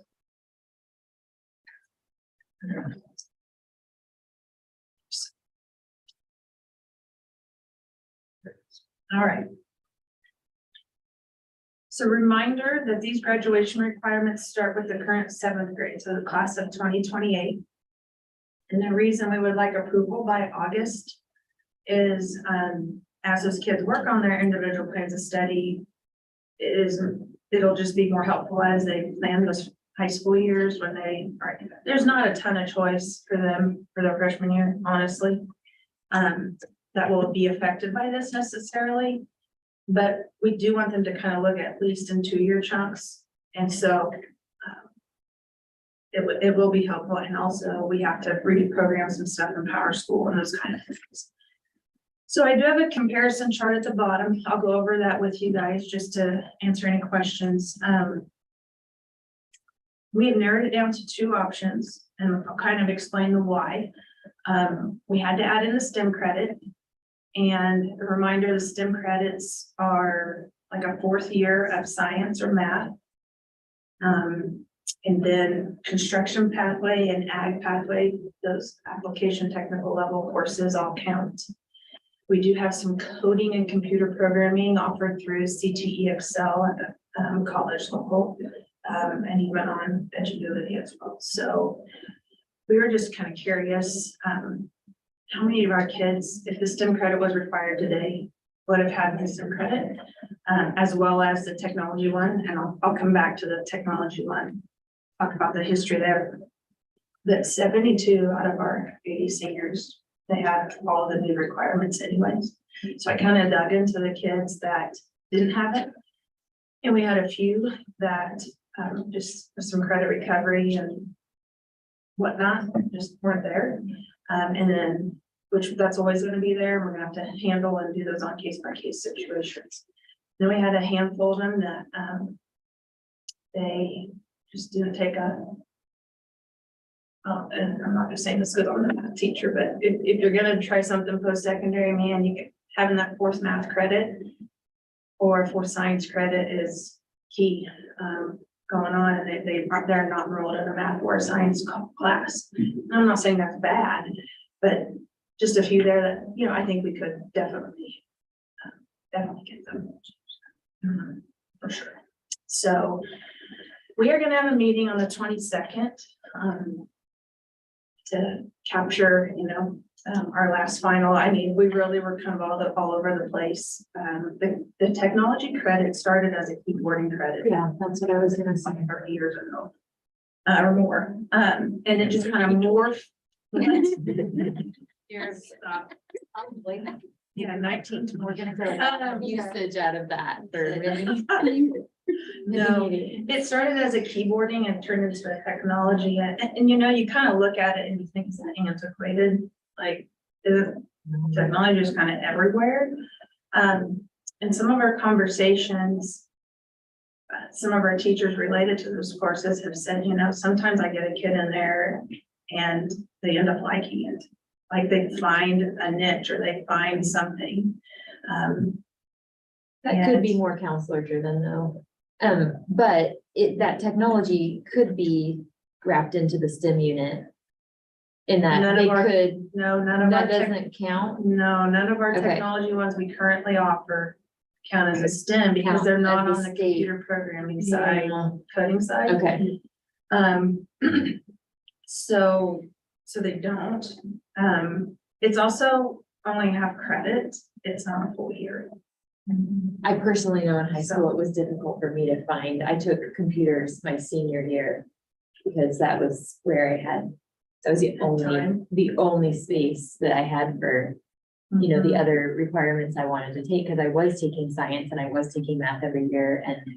And so I just was curious. I mean, I don't know why I did ask- assumed that technology would fit into STEM, but apparently it doesn't. Well, not the web and graphic designs and stuff that we are offering.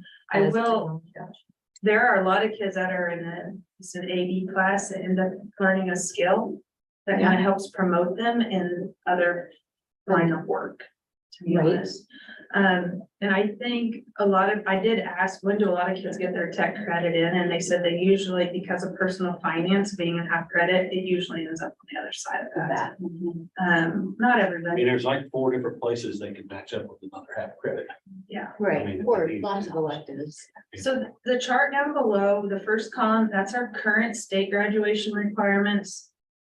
And then ours, so those are the ones in white. So then the first green one you see, that's the new state ones. And then we have option A and option B. And really the difference between the two, it comes down to on their electives, just look a little different there. You can see the post-secondary assets are there, the FAFSA is there, CPR, you know, the health P, all those other things didn't change. So we're gonna have our last meeting, and I think the main thing we want to come out with is if the technology credit is required, what is its purpose? That's why. And so we need to be able to identify that if we're gonna continue to have it. You know, we have often technology require, like we're working on a technology alignment for each grade band. I mean, for example, one of the pieces on there is going beyond a Google search to do your research. Where do you go? Right?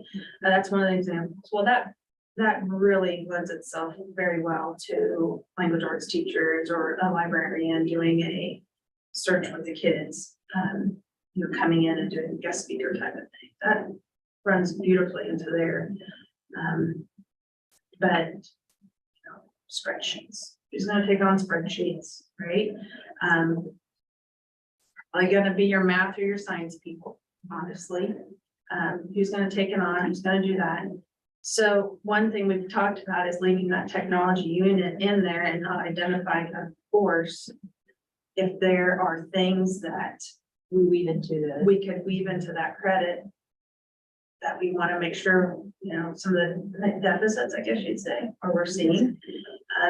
Maybe we could have a computer literacy course that. On software state or something.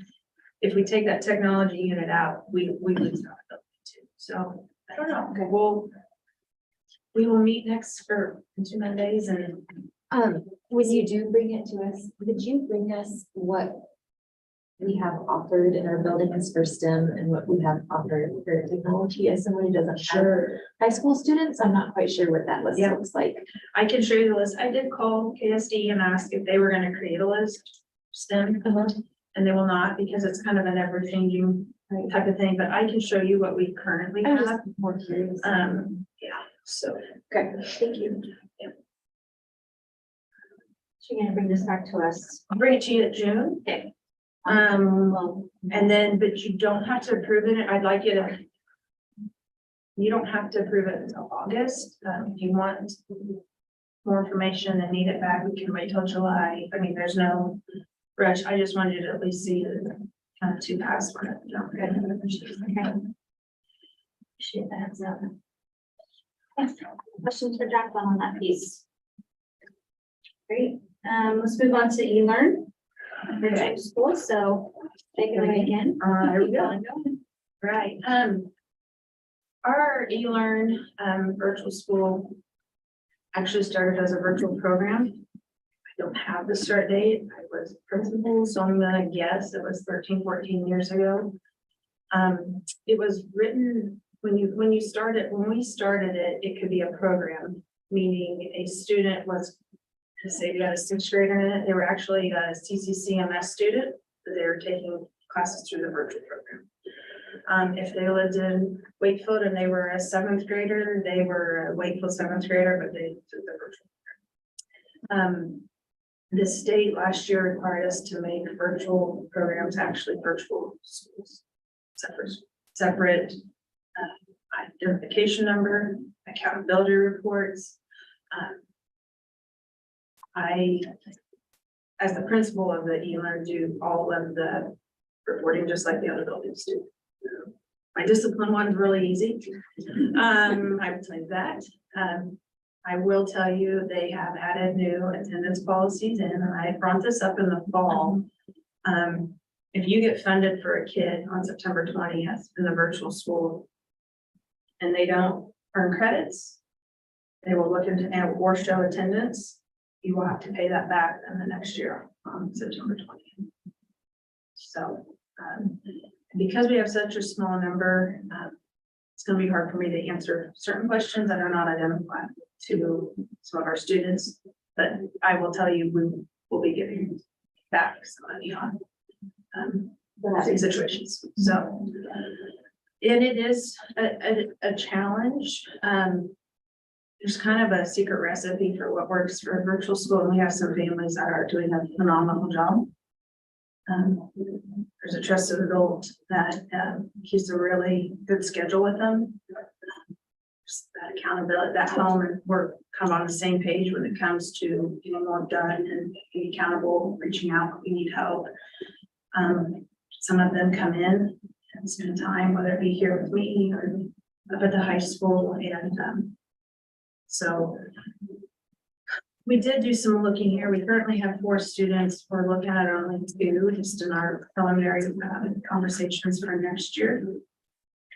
So I kind of gave you a little history there. We've ranged from 7 students to 15, but a reminder that year we had 15. Actually, it wasn't that year. It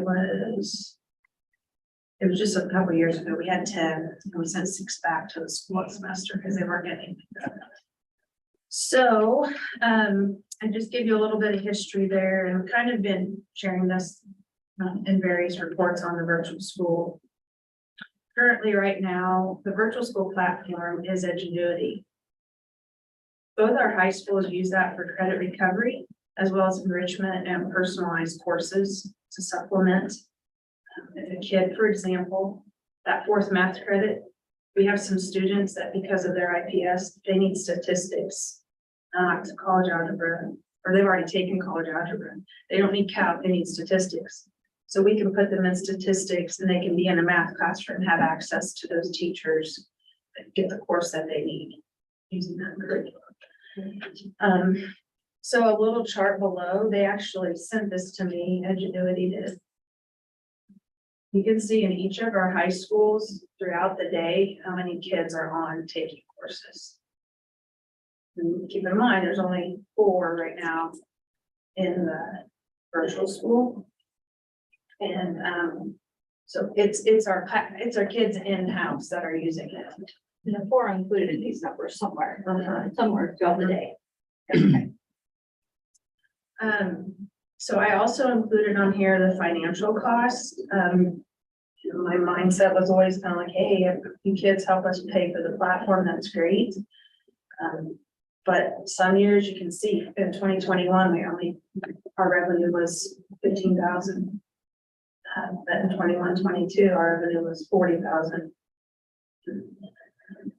So it's been real up and down. We've kind of talked to our admin team, best way to utilize not only this platform, but our staff resources. And we really feel like if we're going to truly do individual plans of study and be able to let a kid take a class that really pertains to their interests, that's where we need to focus our efforts.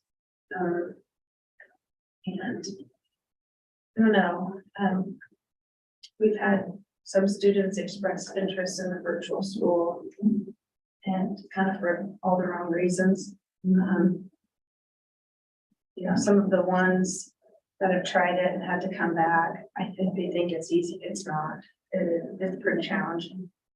So, and there are other options out there, and I, can help, have talk to a family and help them get those resources with them. So it would be, I know I'm the one presenting this and sharing it, but we've kind of talked administratively and with some of the teachers involved that we would still continue to use the Edgenuity platform. We would back down our license number because we could do that. But we feel at this time that Still allow the kids that are in the building to do it. yes. And we would utilize the staff, and that's the thing, if you look at these numbers, our staff that are supporting the virtual school are also supporting those kids right there.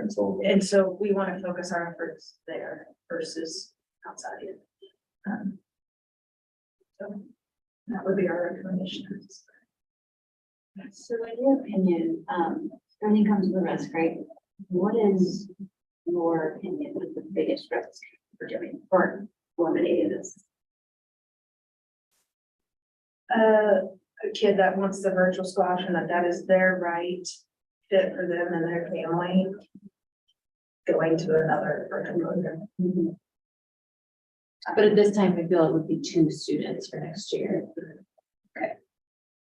And you could still help potentially those individuals with We a already path Right. forward. So right now, our board policy states after September 1, they can't enroll in the virtual school anyways. And so anyone who comes after that, I've been giving them those resources anyways. A lot of virtual schools don't take the after September 20th. Right. It kind of, continue this conversation, getting the whole voucher. All that, it's the money. Yes, I know it is.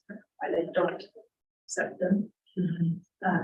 We could also still, one thing we do with our Edgenuity is homebound services. So let's say that kid has a heart surgery coming up. If it's at a natural breaking point, like if a parent says, we're gonna have this said surgery over Christmas break, kid won't come back till 4th quarter or whatever may be, we could put them on there to have access to some of their work. And so it just it's one option that we use sometimes for that. Do you feel like the value is utilizing the resources? For our kids on site. Not far outweighs the risk of. How you I believe described. so. When the kids were enrolled in a virtual school, and I might be thinking of a different program, where they had access to the like sports and like band, is it the group that could come for like a class? Not since we became a virtual school. Okay, that's what I was When it was wondering. a- I remember. we had- Changed 2 years, changed 2 years. Yeah. ago. When it was a program, yes, they could do that. When it became a school, that made them literally a sixth building in the district. They are their own. And some of that stemmed from as they got into the data statewide, some of our larger districts and that had virtual school, when they really grabbed out the virtual kids, they were not doing. And so just the accountability piece, they get them into separate buildings and we don't even have enough kids to hardly run a report. It takes at least 10 to generate a report, but, I just wondered if that family maybe hadn't gone like the homeschool route because they could still have access to things like band and sports dress, but that piece is out of it, so that was 2 years ago. That's what I was just trying to. when it was a program, I'd like to go to the. 379, USD 379 and USD 22. Motion and a second, any questions? Those in favor? Motion carries 7-0. The next item is the tennis courts resurfacing bids. So, one things to review here, I think 3. Okay, Happy to answer any questions. It's pretty clear. I think we included the bids we received in there. Came in under budget for Mid-American Court Works, 57,150. We had 65,000 in our capital outlay. Which been Mid-America is the same company that did it about a decade ago. so remind me, because we went on a facility tour, so this includes. Like, we talked about the difference between resurfacing and we talked about some cracks and. Yeah, so they'll take the whole surface down to concrete and then they fill all the cracks. And then they'll put a new coating on. They fill any what they call water ponds or bird ponds or pools. And they'll fill it all, get it flat to where, it's within a certain depth, and then they'll repaint it, restripe it. And so new net, this includes nets, and we did an alternate on there for that. And when did they do this? Do they have an ETA? We haven't gotten that far with it Okay. yet, so I'm not sure what Okay. their time is. I move to give final approval to accept the bid for Mid-American Court Works, including an alternate for the new nets for a total of $57,150. I'll second. Motion second. Question? All those in favor? Motion carries 7-0. Next item is the district-wide copier lease bids. give me just a minute. I finished some reference calls today and I added that if you want to check that out. Talks. Attendance, but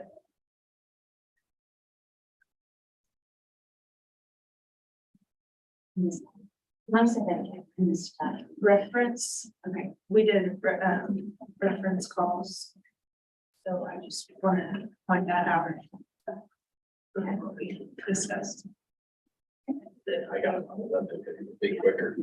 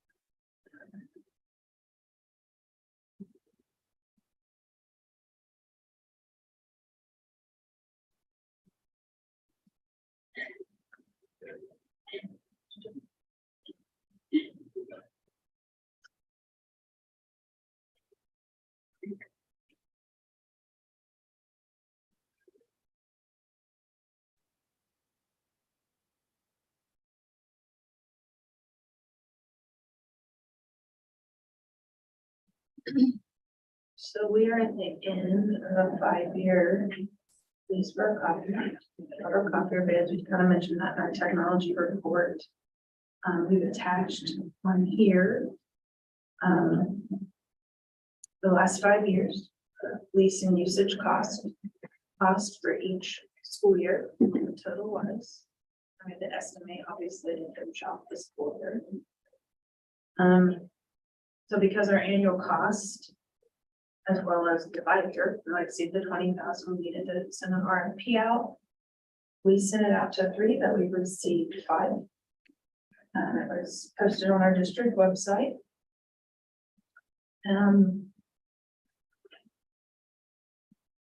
We went down here, again, our lease agreement is expiring at the end of the 5 years, and so we were looking for another one. Sent out the bids. We have put the results here in the chart. We have 2 of them that are very close. You can read and see what they are. So wanted to also attach the references for you. You can see on there that some of them are zero-based bids, others are with a specific number. For the black and white copiers versus the colors. I'm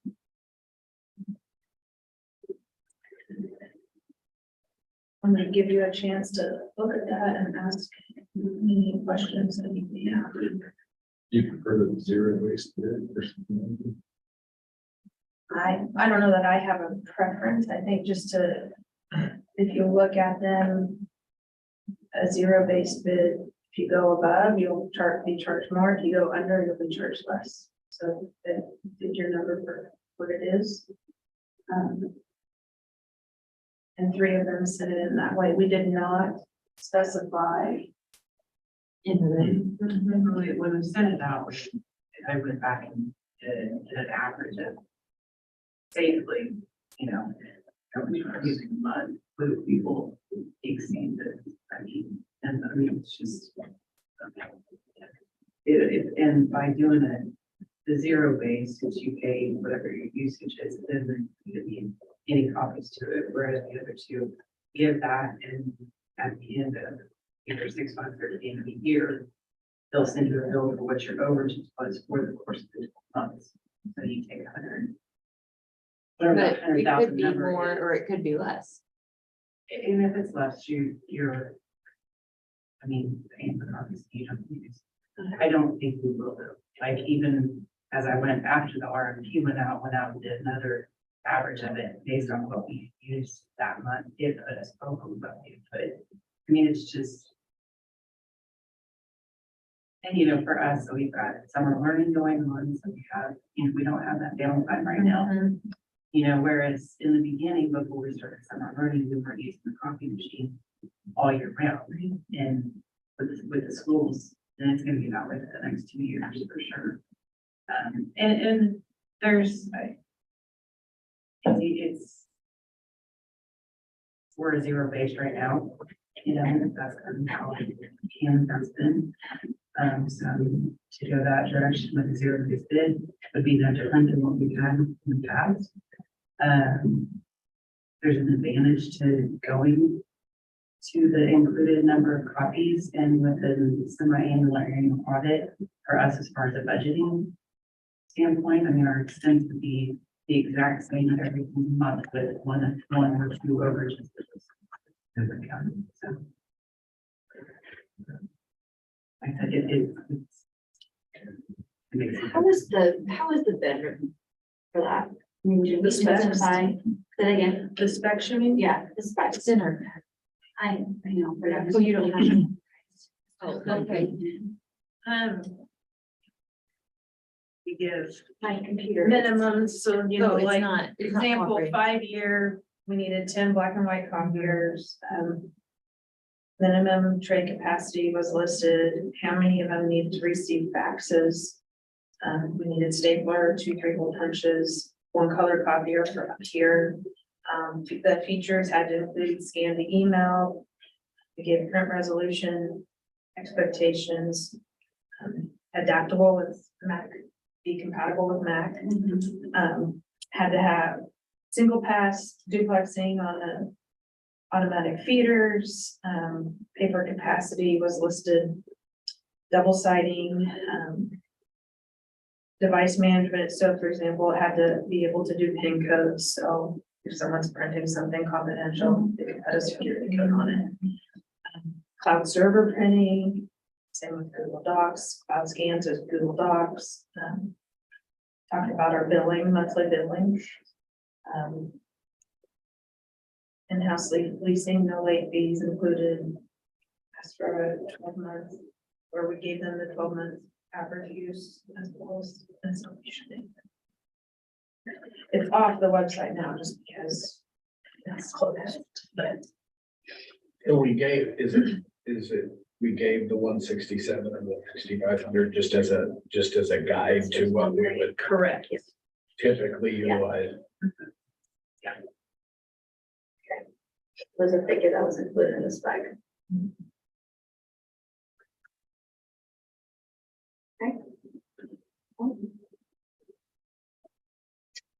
The reference material was very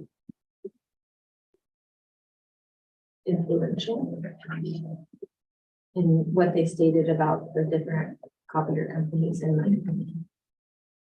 And all 5 of them provide references. Thought it was necessary to call this a call to. Just because of their range to each other, so. And it is the same brand, of both bids are the same brand of equipment, Correct. same machine. Correct. That's fine. So our options are take the lowest bed or send it back out, you essentially. Right. There's a statute, it's included. I mean, this is just the bid statute for everything you do, but essentially the lowest responsible bidder.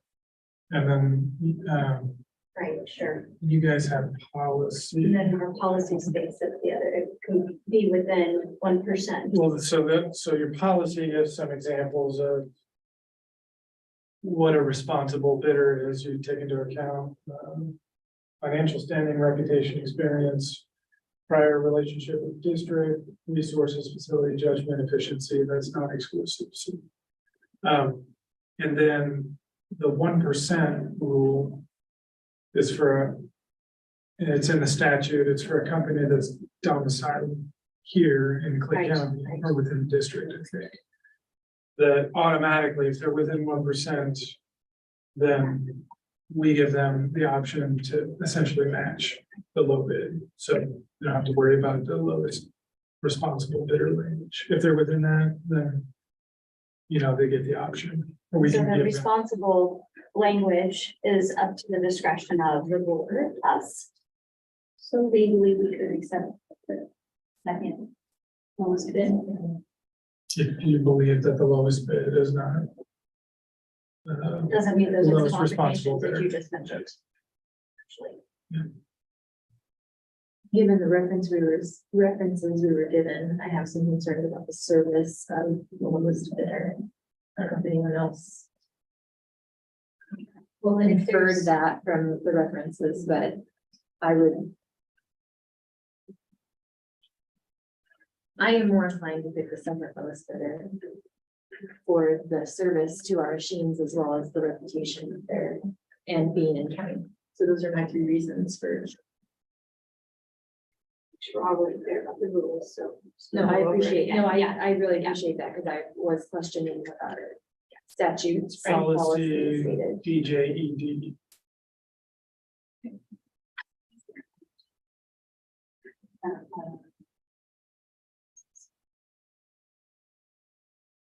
Jacqueline, do you want to talk about the references at all?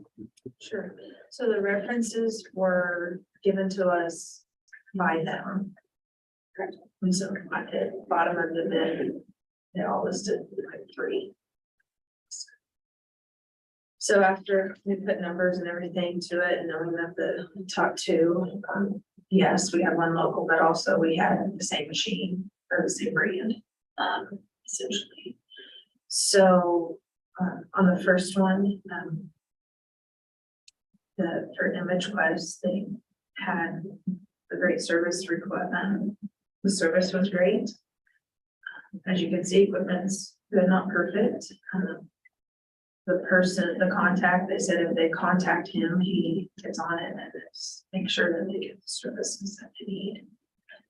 The second reference tried multiple times and emailed and never responded back. And then down on the other one, the Pro Copy Central Office one, I will say that one is a school that, so was reference 1 was a school district, reference 3 is a school district. They were pretty positive on that one. Reference 4 is what you call a government entity. That had their places with one and has now switched over to the other because of service concerns. So, The first one doesn't reference, I guess it doesn't know that the service piece. It says services have been great, but doesn't really specifically, a couple of service calls, but it's hard to quantify, Very much that so. compared to. And we don't know The where other- that person is located, where the service is coming from, you know, if the service person's in Wichita and it's Rose Hill, that's it's a much more geographic, we just don't know, Right. and that's fine, I'm They just. were all geographic. Okay, Okay, okay. okay. Can I ask how often they need to be serviced? I mean, well, their and, average? and honestly, it doesn't matter what brand we go with. Your first couple of years are, Fine. that's not it. It's here's 3, 4, and 5. That- Sure. And that's common for ours. That's the cannons that we have right now. Anything that runs the way we use copiers, just takes a little, We just use copiers, and we're in the business of eating them. Canon has had our contract the last 10 years, and prior to that, I will tell you, I lived with for service, and that's not fun. When it's down, it's down, and that is hard. I will say that.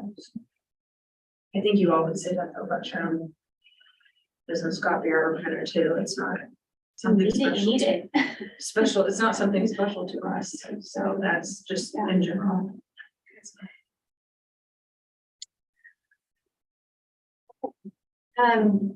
Well, based on everything that I've heard tonight, and I'm gonna make a recommendation. I would recommend that we move forward with the agreement from the central office for the 5-year period, 60-month for the amount listed in. There's a motion, a second. Any questions or comments? All those in favor? Motion carries 7-0. Thank you. Next item is budget planning. May I say thank you? Honored very much. Thanks For for your serious consideration, because we will not let you down. And I'll try not to be redundant. I hit on quite a few of these items last month and this month. Just between now and July, it's probably gonna be an agenda item each month, just to keep everyone on the same page. Rowing in the same direction, and a lot of this is subject to potential change depending on what happens with Senate Bill 113, but either way, we've started our process, held our first negotiations, kind of informational meeting with CCA this morning. It was a good meeting. The only intent of the meeting was for them to have an opportunity to kind of clarify their position and where they're coming from this negotiation season. And it appears that, we have a few items to work through, but nothing that I didn't hear that can't be achieved or accomplished in some agreeable format. So I think we can hit our July timeline fairly easily. Included kind of the projections on some of these items that we talked about earlier. Health insurance is a biggie. we currently pay for Plan C. We did get our renewal numbers. It looks Plan C is gonna be a 7.87% increase, which is $50 per month or $600 annually per employee. It calcs out to about $85,000 increase for the year on insurance premiums for next year. Of course, it's all an estimate on how many of our employees take but don't take, but that's based on our 3-year average number of employees that take our Plan C option, so it's a pretty solid number to go off of. Insurance is gonna be a big challenge in the next 60 days. EMC did notify us that they are not going to renew, so we are shopping for property casualty insurance provider. Do you have any preliminary information on that? Do we have options? Do we have, You know, do we have prayers, concerns? it's a challenging market, and everyone that we've talked to spent a lot of time in the last week and a half doing this, and 99% of school districts, and that's my number, but it's probably fairly close, 98 to 99% of school districts are either with EMC or the pool. Right. And remember we last talked year, we about got a number from the pool, they gave us a quote, some different designs in their plan, but they are, when we look at property casualty, liability, cyber, vehicle, I mean, it's just property loans, $80 million.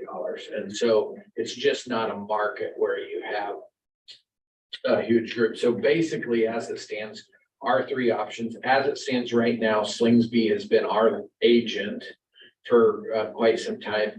And so they don't have a direct contract with EMC, so they work through a third party. And so everything they do to coordinate with EMC has to go through, it's Ask is what it's called.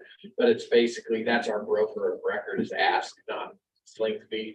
And so they work through their appropriate channels. And so we have talked to Slingsby and have asked them to go through their third party to find out from EMC if they would be willing to negotiate, take a portion of our policy and or take a look at a deductible change or approach. And so as of late in the day today, I had not heard back. He had not heard back from Ask and Ask hadn't heard back from EMC.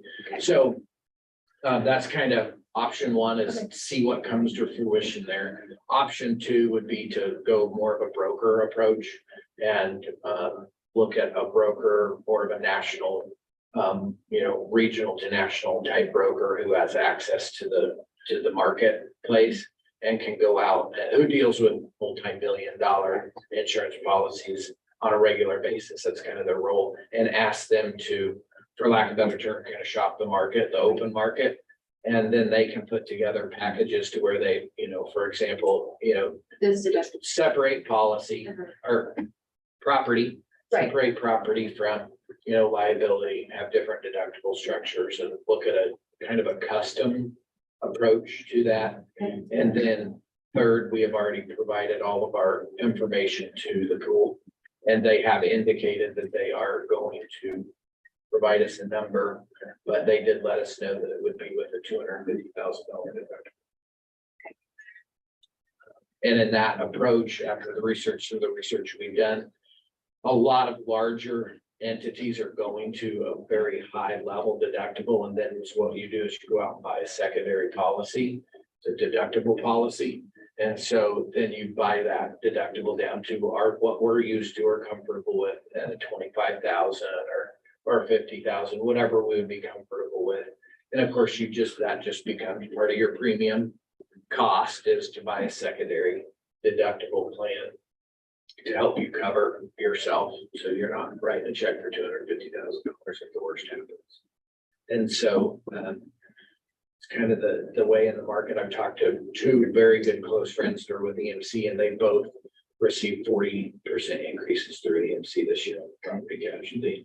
And so it's a trend in our world and in our business, in this arena, there just isn't a lot of competition. And so I think the timeline factors, first, can Slingsby find us an option through EMC to where we have something to consider as an alternative. And we're going to have, if we want to go to open market, we're going to have to do that within the next 7 to 10 days to hit a July 1 renewal. Because it's going to be 45 minimum day turnaround to put together an alternative package. And so, we could, keep Slingsby working on that. We could go out to like a IMA, very, knowledgeable and informed, firm, regional and national firm that we've talked to some of their reps, and we could say, sign a letter and saying, hey, we want you to represent us going to the open market. It doesn't commit us to anything. It doesn't commit us to any cost. It would only cost us if they found us a package that we like to, and that you agree to, and then they would get a fee, just like anyone else does. And then that would give us potentially 3 options to look at, but we, It talking doesn't with, sound like there's a negative to going down the open market. At least open the door and see. and just to be open, I mean, I talked to their It just IMA, because of the National type. Education Council today. This morning. Was that, I what think it day was is it? Where am I? Anyhow, and he was open and honest. He said, if I go out to the open market, we separate This, your property, we look at a tiered structure for this, we have a buy down deductible, he's saying, don't be surprised when you see a 40% increase in your premium as it sits today. And 40% would be about 100K, just a little over 100K. So. Either route you go, can't go without it. So, no, you That's got it. but it sure limits our limits every- reserves. Yeah, limits everybody, limits every school. It does. I mean, I guess I'd like to have as many options to review as possible, so. Even if it's a bad option, at least we know we tried. Just. Here's feel, is to pursue that other option, open market path. What does the work require for your team? Nothing Nothing. really, other than waiting to see what they bring back. I'm winking at Andrew. Think of it back there. Andrea will have to collect a lot of our data. Yeah. And they- Most of that has already been done in the last week as we've been having these comments, because the information we gave allowed them to at least take a look and give us an honest opinion about the options that are discussed. Okay. You've already done some due diligence. And the risk is, and I'm learning more and more about this, Andrea is super knowledgeable about it because she worked in this world in Wichita, but the one thing that every person has told us is consistently, it is if you go to the open market, you don't want multiple people doing it. And I don't really understand why you want one person doing it on your behalf. Otherwise it limits your options.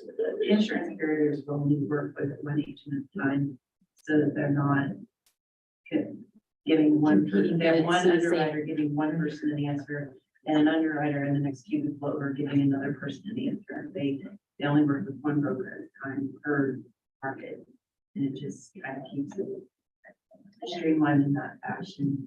And, Because there's So only, you have- even nationally, there's only a handful of potential. Correct. So if you have multiple agents are out there, what they do is they start running into block markets. And so then you have to sign agent of records, and then, it makes it more complicated, especially with the short time frame that we have. It just adds, because there's a processing period for things. Believe it's 2 weeks. So from the time that we were to sign over a broker record letter, the person that blocked the market would have, and like, I think it's 2 weeks. They have 2 weeks to try to get a recovery sending letter back. So right now, we're looking at 30 days till our June board meeting. And I think the likelihood of hitting that's it's probably pretty not very unlikely. good. So we're potentially looking at a special meeting at some point. So, but we have July 1, or June 30th, 11:59 p.m. We did ask this morning, we had a conversation about would EMC potentially maybe extend it. It doesn't sound like that scenario in a non-renewal situation that we're in.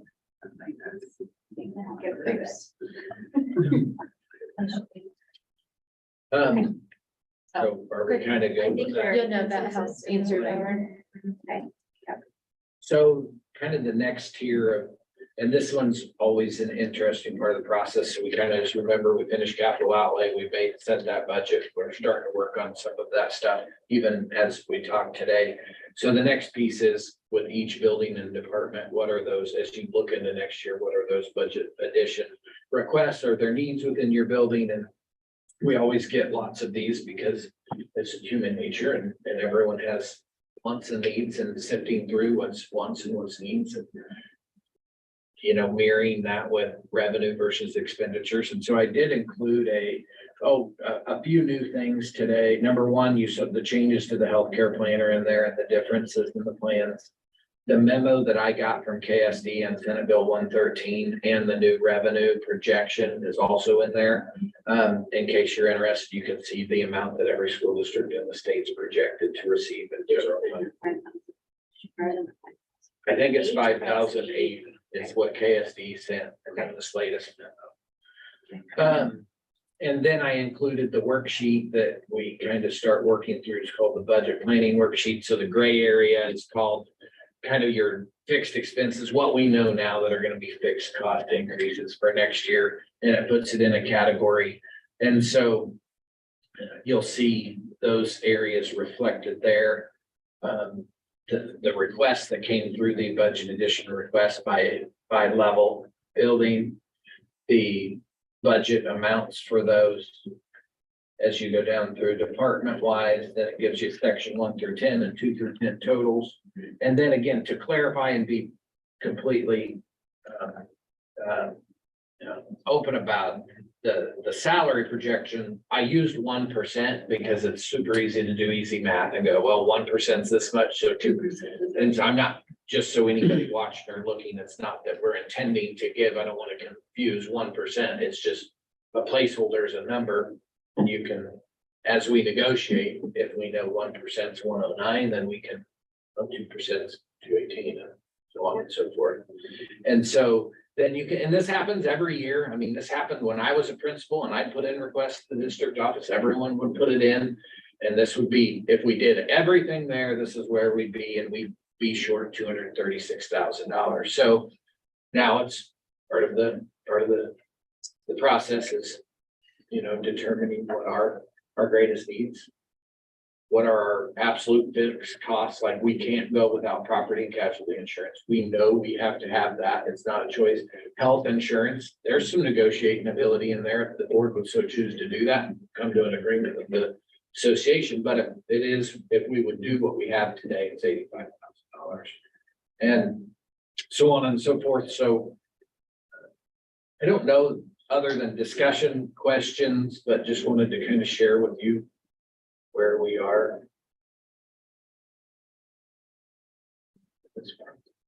And I shared this with the negotiations team today that said, hey, here's laying it out there. Here's everything that's on the table being considered and everything that's been requested.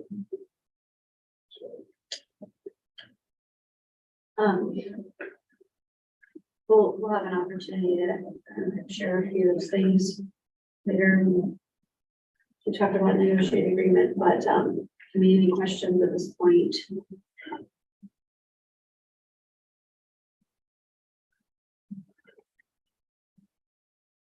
And so our admin meeting tomorrow or Wednesday, I can't remember, tomorrow.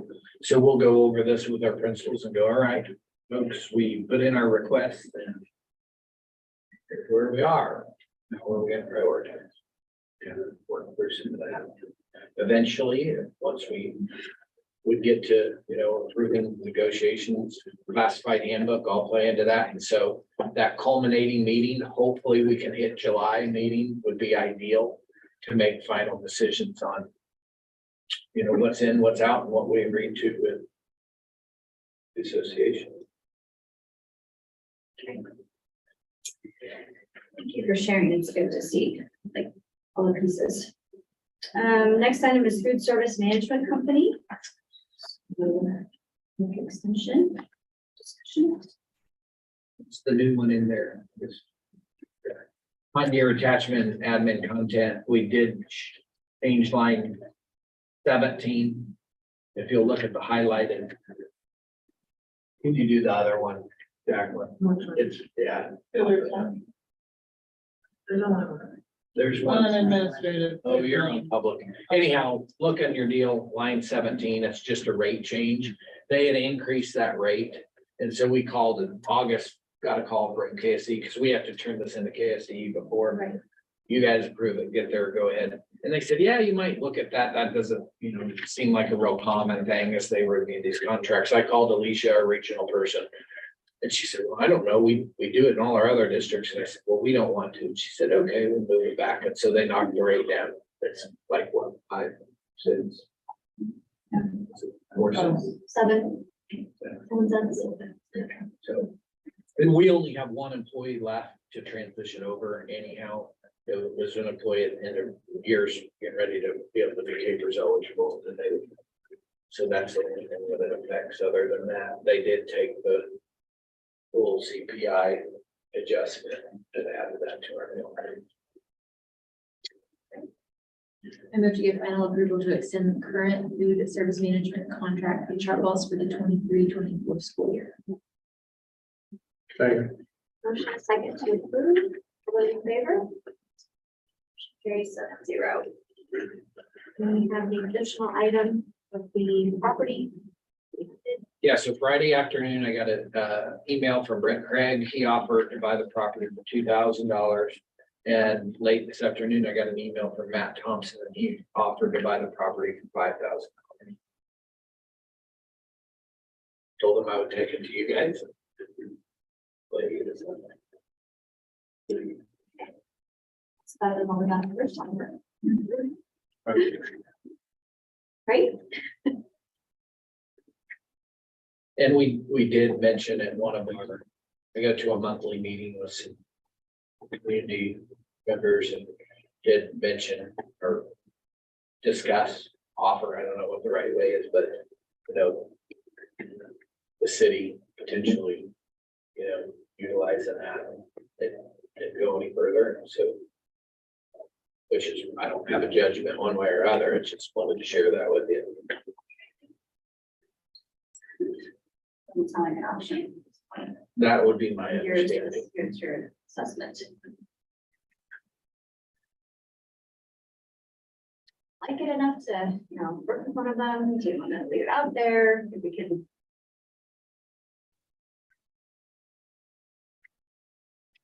Was there anything else in the offer? No, The time frame or just closing date? the one from today was Jage Properties LLC is offering a $5,000 cash offer for the property for sale beside the baseball field. And then the other one read.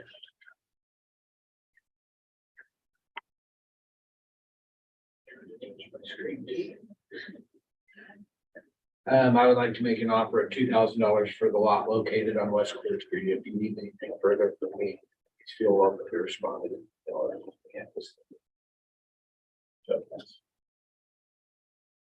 You would mention or Um, note?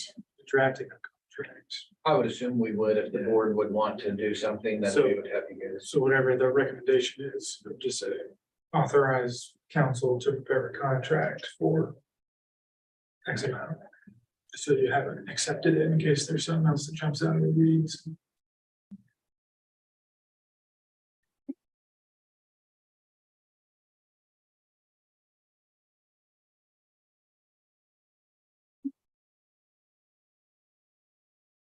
It's 13,000 less than we paid for. What is that? My folks was here, so 6 years ago. About the time that we did that first, around the same time as we did that first bond. Yeah, it's probably been 6 years ago, 7 years ago. We're gonna build a new locker room there and everything. That's why we bought it. They wanted us to buy the building. He wanted us to buy the building across the street at the time too. We told him no, we take the lot. Actually, I thought That's there been was within three, the last. three that's been lots. within the last Yeah. 8 years then. I think they're, huh? 2015. Yeah. Seems like it was around that time. But I thought We there paid was 18 for it then. more than one lot there though, but there was two or three lots, so maybe I'm wrong. That's pretty cheap price for property.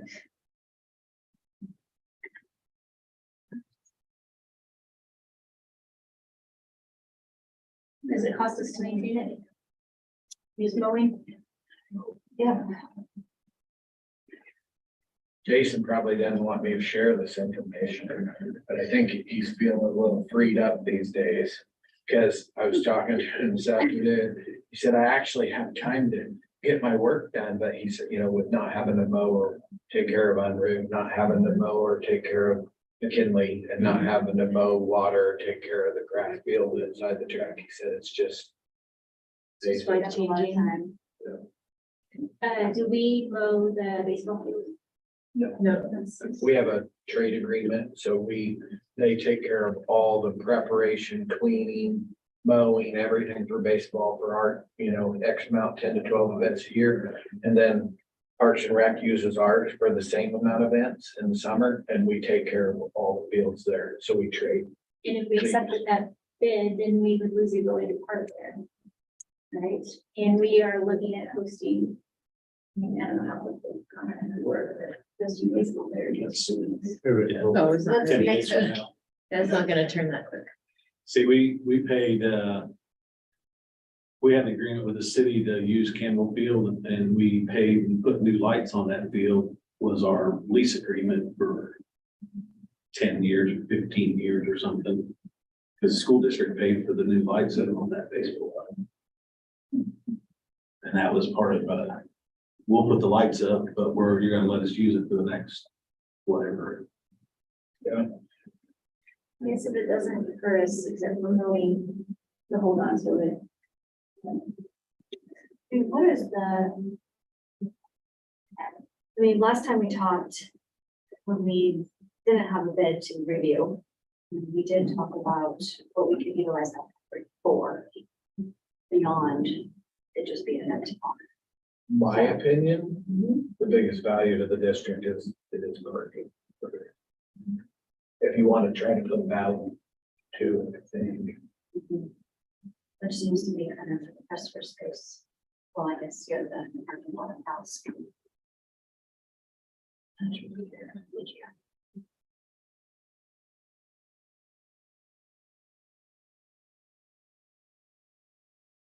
It sounds like, I guess I'll go ahead and speak up, it sounds like most of us would say, either we just repeat. Or maybe we don't want to sell it at all. Or we just want to keep it. We're waiting, like, to see us get closer to what we. Maybe they put a construction signs house on. Same. We got another lot of city news down by Lincoln School will be good for construction. Just thoughts. So the 18 that we paid for it, you thought it was more than just that lot though? I thought there was, I thought there was three plotted lots, It's in our bid document. but they're not very big, There's probably 3 city lots. which are probably what, 50-foot wide. Within that track. Yeah. Because the old city. lots are pretty- The old city is kind of like Wakefield, the old lots are 50-foot wide and then it's great. So, you know, because back then they only required the requirements for a house where it's a lot less than it is now. Yeah. I think there's 3 lots. I thought there was 3 lots. Just eyeballing it, it looks like there's probably 3. But you know, you think $5,000 for 3 city lots in the city of Clay Center, that means the city lot in Clay Center is worth what, $1,500? It's not very much.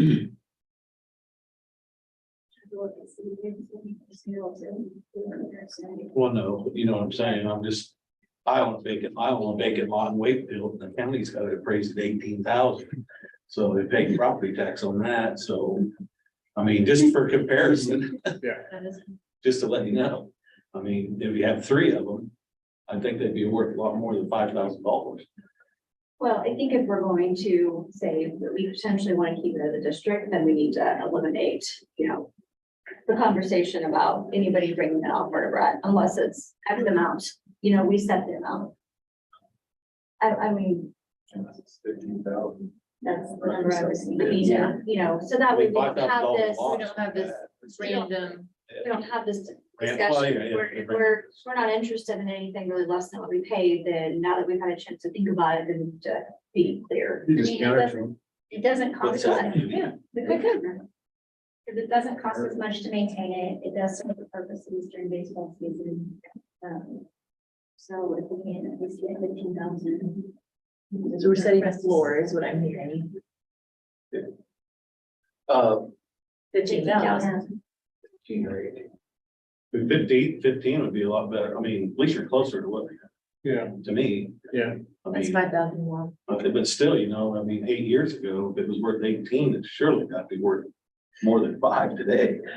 What's the acreage, does it say? 1.6 acres. 0.6. 0.6. Oh, 0.6 acres. 0.6. So, Well, then, yeah, that's probably about right. Well, it's a little cheap even at 15. There's lots out. Depends where your lot is. there's a big already. I agree. You got a baseball field in your backyard, might be different. That'll be worth more. Good or bad? Free baseball.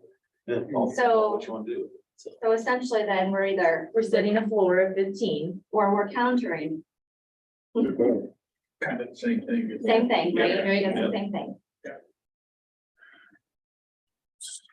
I mean, it's kind of like going, it's kind of- Language to- Well, if you're gonna counter offer, you're gonna counter offer two. We would have And to then say they're gonna who. accept. I think we just declined the 2 bids and put out there, if we wanna, we Set in a floor. 15,000. I would prefer that. Yeah. So is that a motion? I don't think you have to. I don't think you have to move make a decline. motion. You have, you don't need negative motions. No, Probably not. No. Sorry. but It's you okay. know, it's But just we still do to have, decline the 2 bids and then put out there, hey, or maybe put on the sign, 15,000. 15,000 So, for sale. or so. Yeah. Yeah.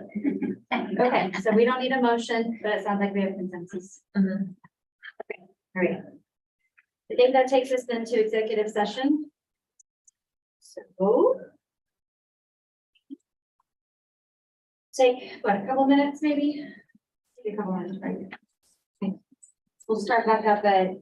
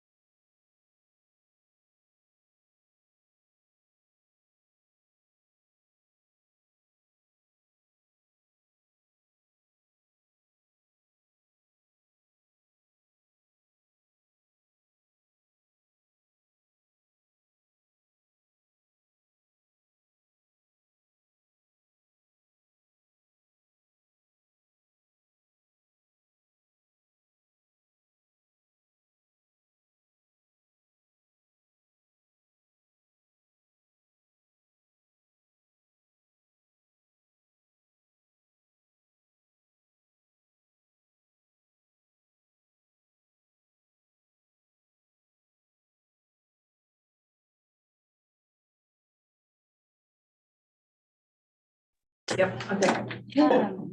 Okay, so I move we go into executive session to discuss, Non-elected person. yeah, I was trying to, yep. Non-elected personnel, pursuant to the exception under KOMA, and that the open meeting shall resume at, let's go 8:45. Executive session will include the board and superintendent and council. Second. Those in favor? You have that.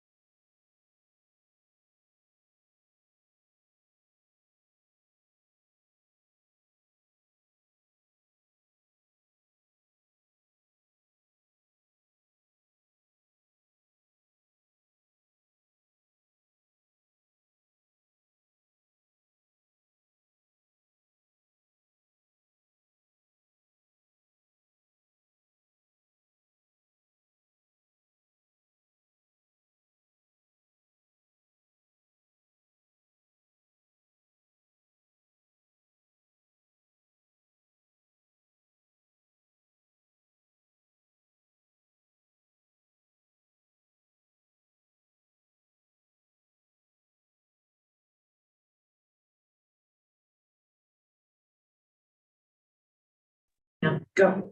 Okay, we're gonna extend that for 5 more minutes, so we'll go into session until 8:51. All those in favor? Motion carries 7-0.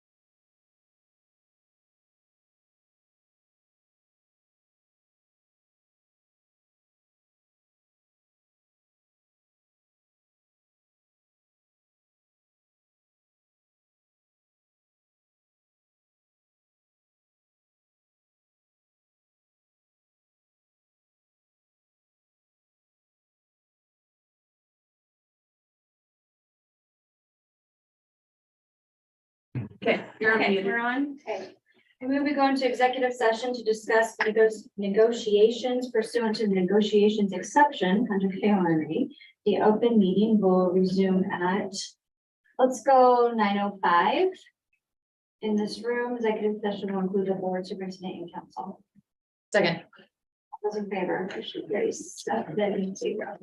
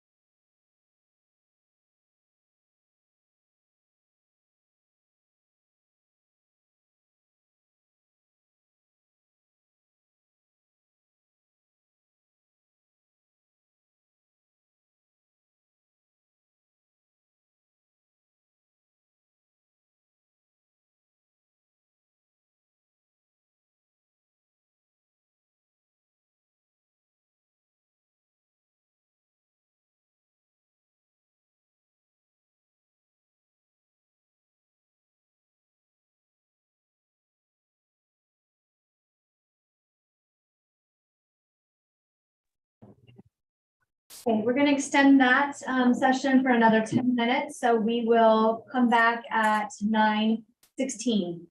Second. All those in favor, motion carries.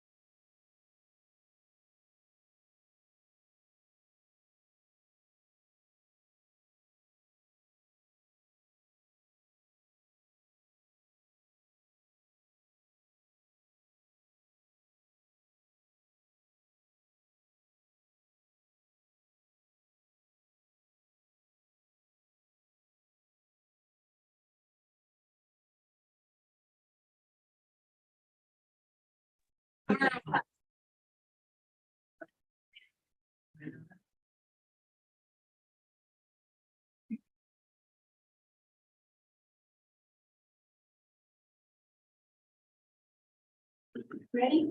Thanks. Okay, I'd like to make a motion to approve the early graduation request as long as student has successfully completed 25 credit hours. Second. Motion second to approve, all those in favor? Carry 7-0. And so on to personnel. I move to approve the certified classified staff renewals for the 23-24 school year as presented. Second. Motion second, all those in favor? Carry 7-0. I move to approve the supplemental recommendations for the 23-24 school year as presented. Second. All those in favor? Motion carries 7-0. Thank you. Personnel, sure. I move to approve the personnel report, including temporary summer staffing recommendations as presented. Second. Those in favor? Motion carries 7-0. We will have the next meeting. So staff handbooks, we will discuss the next meeting, the take, maybe, when we're ready. Books, yes, but maybe not classified handbook yet. Yeah, Probably. I think we need I to think we wait need to wait for, on a lot of other things that we talked about tonight. And then future agenda items. Student adult meal prices. it's just, yeah, we, I mean, it's like starting over, we have to get ready for the next school year. Ratification negotiate agreement, and workers' compensation insurance and property casualty should probably add that. Okay, any questions about future agenda items, anyone? You guys did approve the fees, so there was no change. We did. I don't know if you saw in there, we're gonna do a study over the next year where we compare. Not that there has to be change, but if there needs to be an area, then we can give you that a few months in advance to think about and try to, or for you to do some comparisons. Have you sold any laptops? A lot. I'll have a number for you on that in June this as well. And I can break it out, staff and student, because it's a different price, but More than Yeah. 15 minutes. quite a few. I guess I don't know on seniors, but staff wise. A lot. I don't know, seniors. is student. Almost seniors aren't considered. Wow. All right, I move we adjourn. Second. All those in